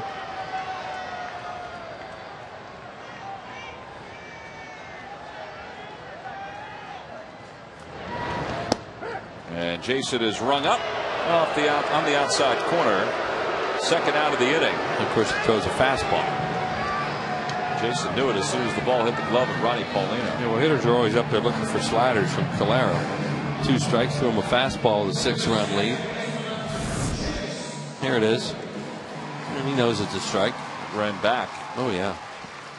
Good movement.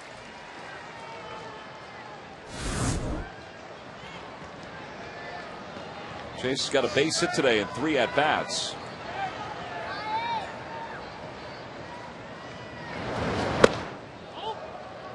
And it's 1 ball, no strikes to him.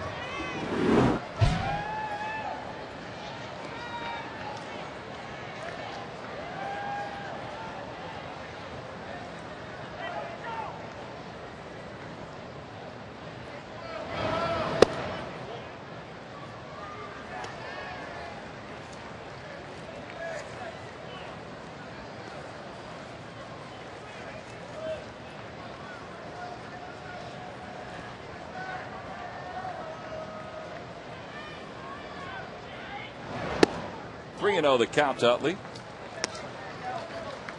Josh Johnson started this game for the Marlins with the first 6, allowed a run on 4 hits. Jamie Moyer started the game for the Phillies. He went the first 5+, allowed 2 earned runs on 11 hits during his time out there.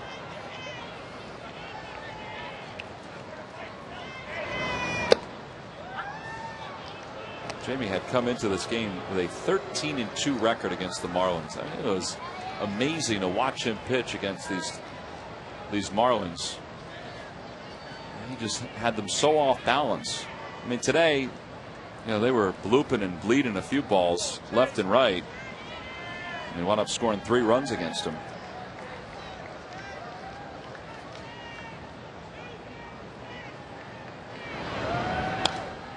And it's 3-2 to Chase.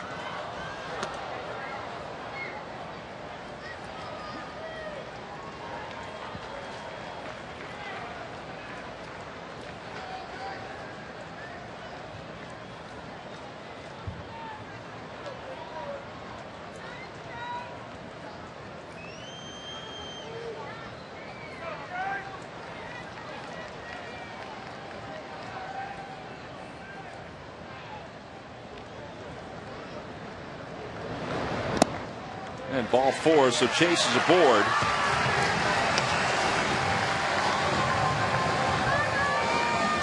Something happened to Calero. Pull up lame on that pitch. He did something bringing the manager and the trainer out.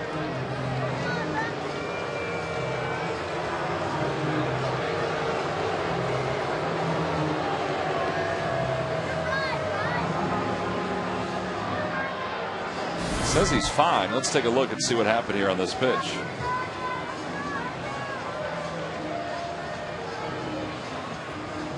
wonder if he started cramping up at all. And they are going to signal to the bullpen, and that's going to be it for Kiko Calero. So his day is going to be done. Reniel Pinto had been loosening up for the Marlins. And if they bring him in, and it looks like it is Pinto that's coming down the stairs from the Marlins bullpen, he'll get as much time as he wants to get himself loose. So the Marlins lead it by 6. We've got a pitching change here in the bottom of the 8th.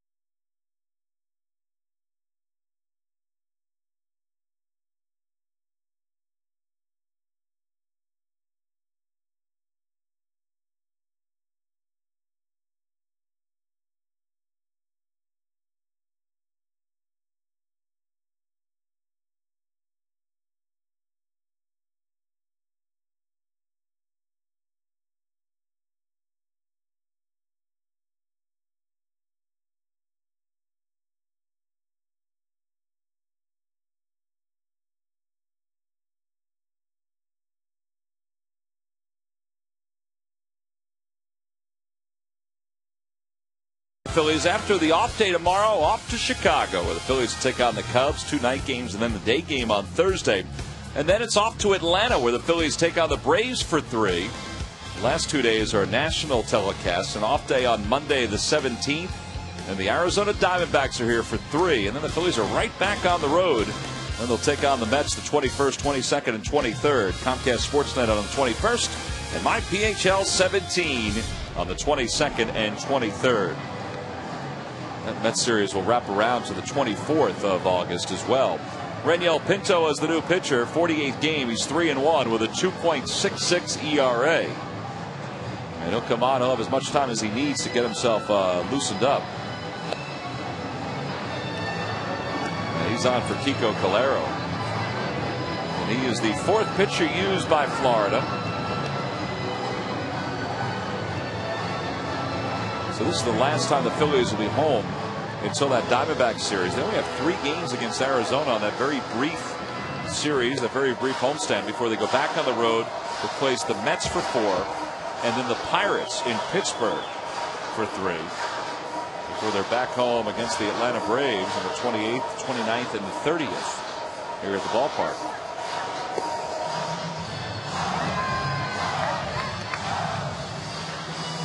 Well, Pinto is all warmed up. He's got Chase Utley on first, and Ryan Howard walking to the plate.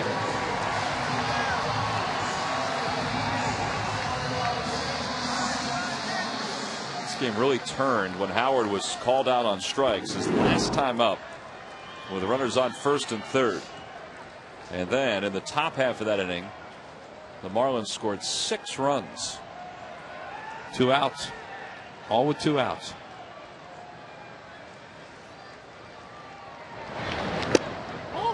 Want to know the count to Ryan?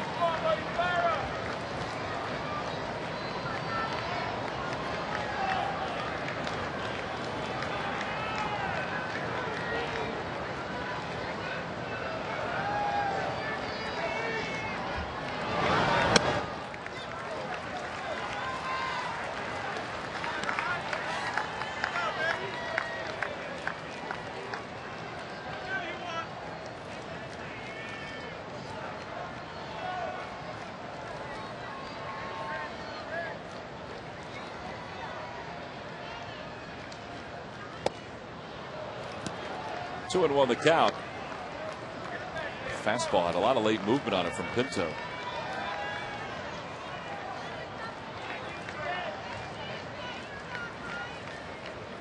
This Marlins bullpen has been good this year. Their ERA has been consistently at about 3.5.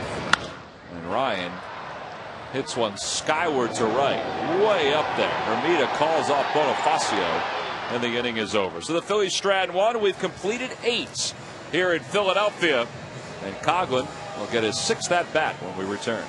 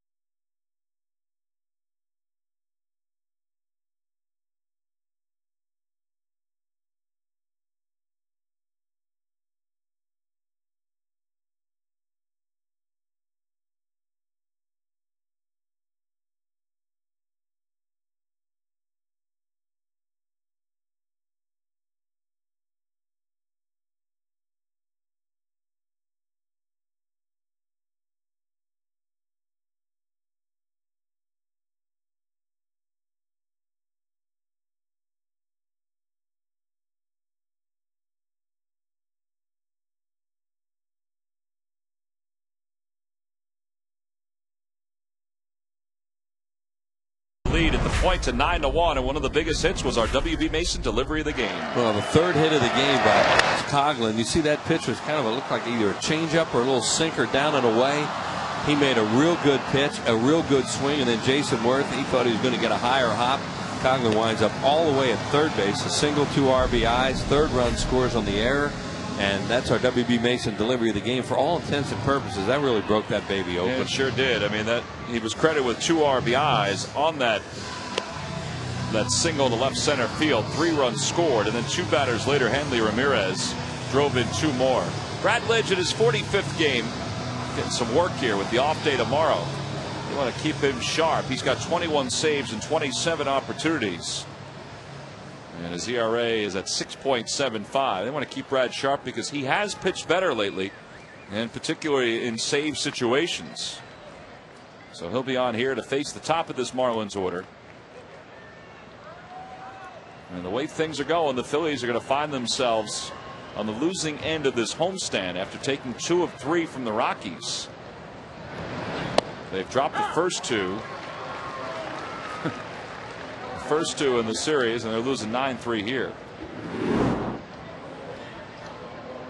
And he has been a big reason why the Marlins are on the verge of the sweep. 7 for 13 with 4 RBIs in this series.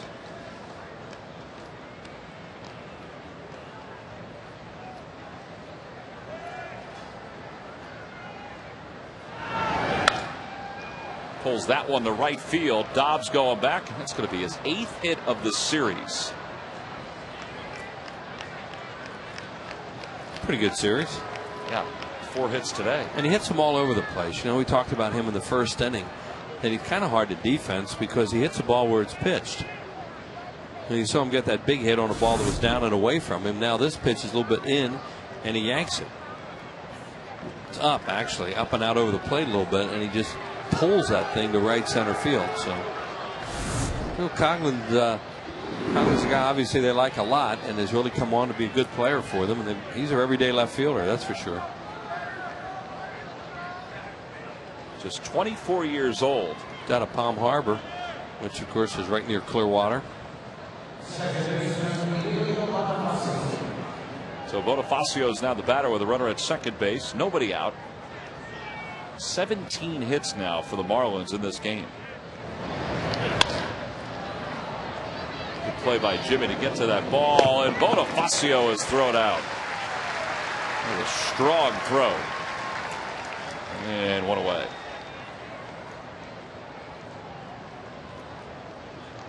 Coughlin holds up at second base. So Lich has one out here in the ninth.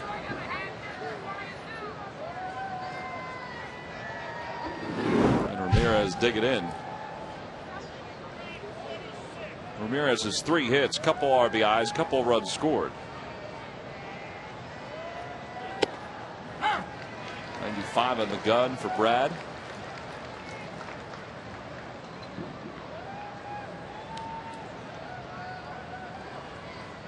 Phillies will be back to the 500 mark here at home if they wind up losing this game. Yeah, they worked really hard to get way above it, get some games over 500 because they had struggled so much here in this ballpark. And you know, they'd be back to 500, you say, Tom, and then won't be back here for a little while. And it's only 3 games when they do come back. Yeah, a lot of road games coming up. 0-2 pitch to Ramirez. Back toward the middle. That's going to find its way into center field. Coughlin being waved around third. Jason Worth's throw cut off by Ryan Howard. Another RBI for Ramirez. His 3rd of the game. His 4th hit of the game. 10-3 Florida. Yeah, they don't want to use Madsen in this game, and they don't want to use Park because he's been used the last couple games. So they're trying to get Lidge an inning of work here. And as you would say, it's not going well. I think I said that back in the 7th inning. Yeah. Cantu, couple hits today and 5 at bats. 18 hits now.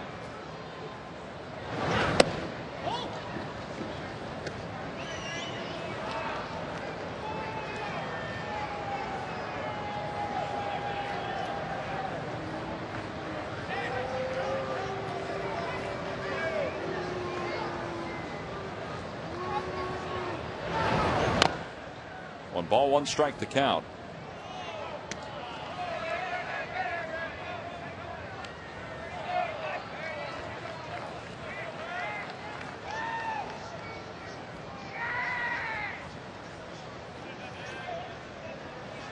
Think about what the top of this order has done today. The first 4 hitters in this lineup. Well, they've really changed things around. Nick Johnson didn't play today, but the top of their order has really picked up a lot of steam with Coughlin playing so well, and then Nick Johnson getting on base, and Ramirez leading the league in hitting. That's one of the reasons why their offense is kind of rejuvenated. 7 runs scored, 6 RBIs for the top of the order. Ramirez and Coughlin have combined for 8 base hits, just those 2. And you mix in Canto's 2 hits. Cantu is 2 hits, and Bonifacio his hits. I mean, that's 9 hits by the top 4 hitters in this order. 2-2 the count to Cantu.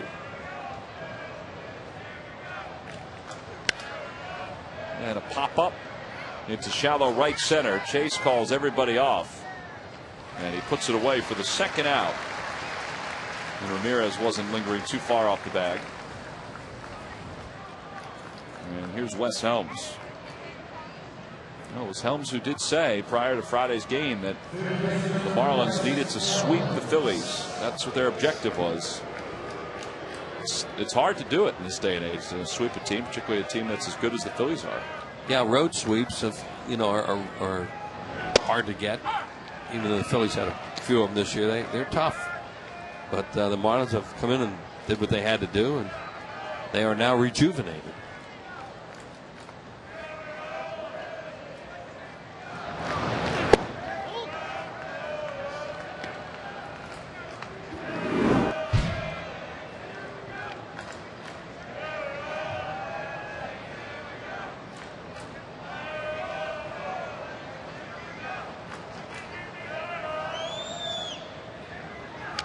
One and two the count to Helms. Ibanez, Dobbs, and Feliz due up for the Phillies in the bottom of the 9th inning. There's Coughlin. 8 hits in this series. He's tough to figure out. You know, sooner or later they'll come up with a plan. The league will come up with a plan to find some weaknesses, but he's patient and he hits it all over the place. And those kind of hitters, are a problem for pitchers. Helms skies one deep to left field, and that one is going to carry out of the ballpark. Wow. A 2-run home run for Helms. It's 12-3 Florida. I thought that one was going to stay in the yard, and it just carried right over the flower bed. Yeah, it's hot. The ball's really flying, and it was a high slider. Second home run for Helms this year. He's got 3 RBIs today. His other home run was here, wasn't it? A 3-run home run off Jamie Moyer earlier this year. Well, his first RBI today was the bigger of the 3. It was back in the 5th inning. This was a towering shot. There it was, a breaking ball out over the plate and up a little bit, and into one of those short parts of the ballpark, and it's a 2-run homer. It seemed like Brad, the way he reacted, he thought it was going to have a chance to get out because he looked disgusted as the ball left the bat. Ross is retired. The inning is over. Marlins add 3 more. 2 on the home run by Wes Helms. 12-3 Florida.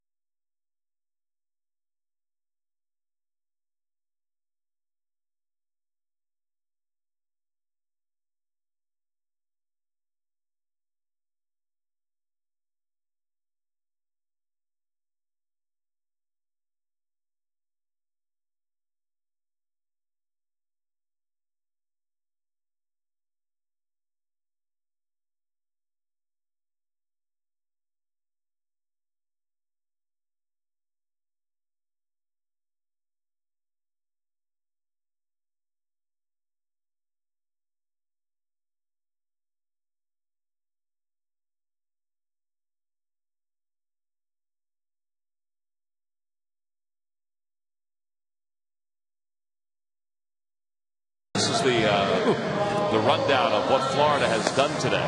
8 hits from Coughlin and Ramirez this afternoon. Wow. 11 hits for the first 4. Well, you can keep going down. Helms has 2 hits too. But yeah, Coughlin and Ramirez, 8 hits in 12 at-bats. They have driven in 5 runs. They have scored 5 runs. Hey, you put a lot of graphics, a lot of things up there. This is just your basic butt kicking. It counts as one game, and get after them on Tuesday at Wrigley. Yeah, the Marlins have 12 runs on 19 hits. And you can see the rundown right there. I mean, it's the way this weekend has gone. Well, one-run game on Friday night. The other 2 games are good games. This game today is just this is a good one until the 7th. Yep, and then it just disintegrated. Raul Ibanez 0 for 3. He has struck out twice today. They count no balls and 1 strike. Raul will be followed by Greg Dobbs.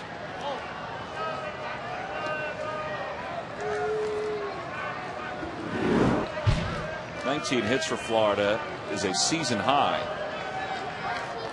They had 18 one game earlier against the Blue Jays. And Bonifacio has it 1 away here in the bottom of the 9th inning.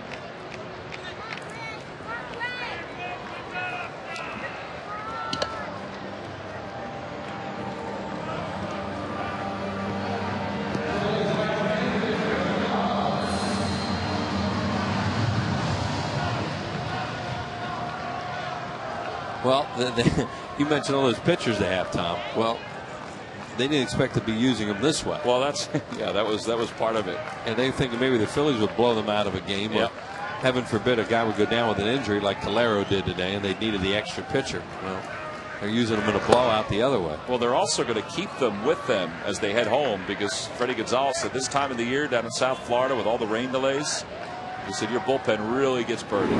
Yeah. Dobbs has a couple hits today. In fact, he's 2 for 2.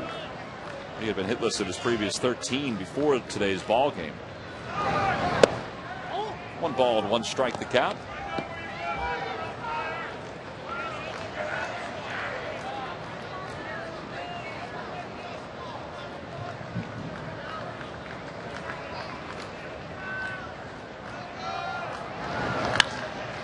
Dobbs down the left field line. That'll slice foul and out of play. And of course, this is just a long, tedious game too. And when you're on the other end of one of these, they just seem like they'll never end.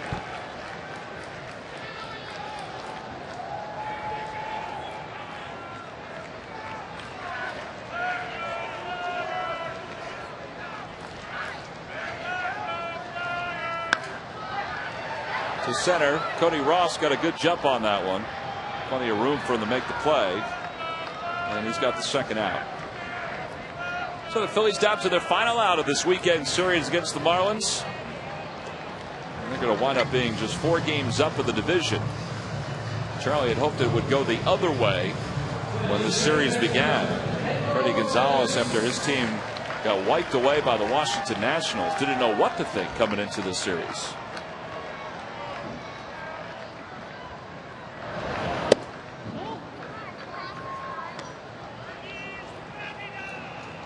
About it though, the Marlins lost 3 straight to the Nationals, have now won 8 straight as they won today against Arizona. I mean, they looked awful coming into this series, but Wes Helms makes a nice play, and that's how good the Marlins have looked in this weekend series. This one is finally over with. It's a 1-2-3 9th inning, and the fans aren't too happy with the performance today across the board by a whole host of folks, including the home plate umpire Ed Rapuano. But this was all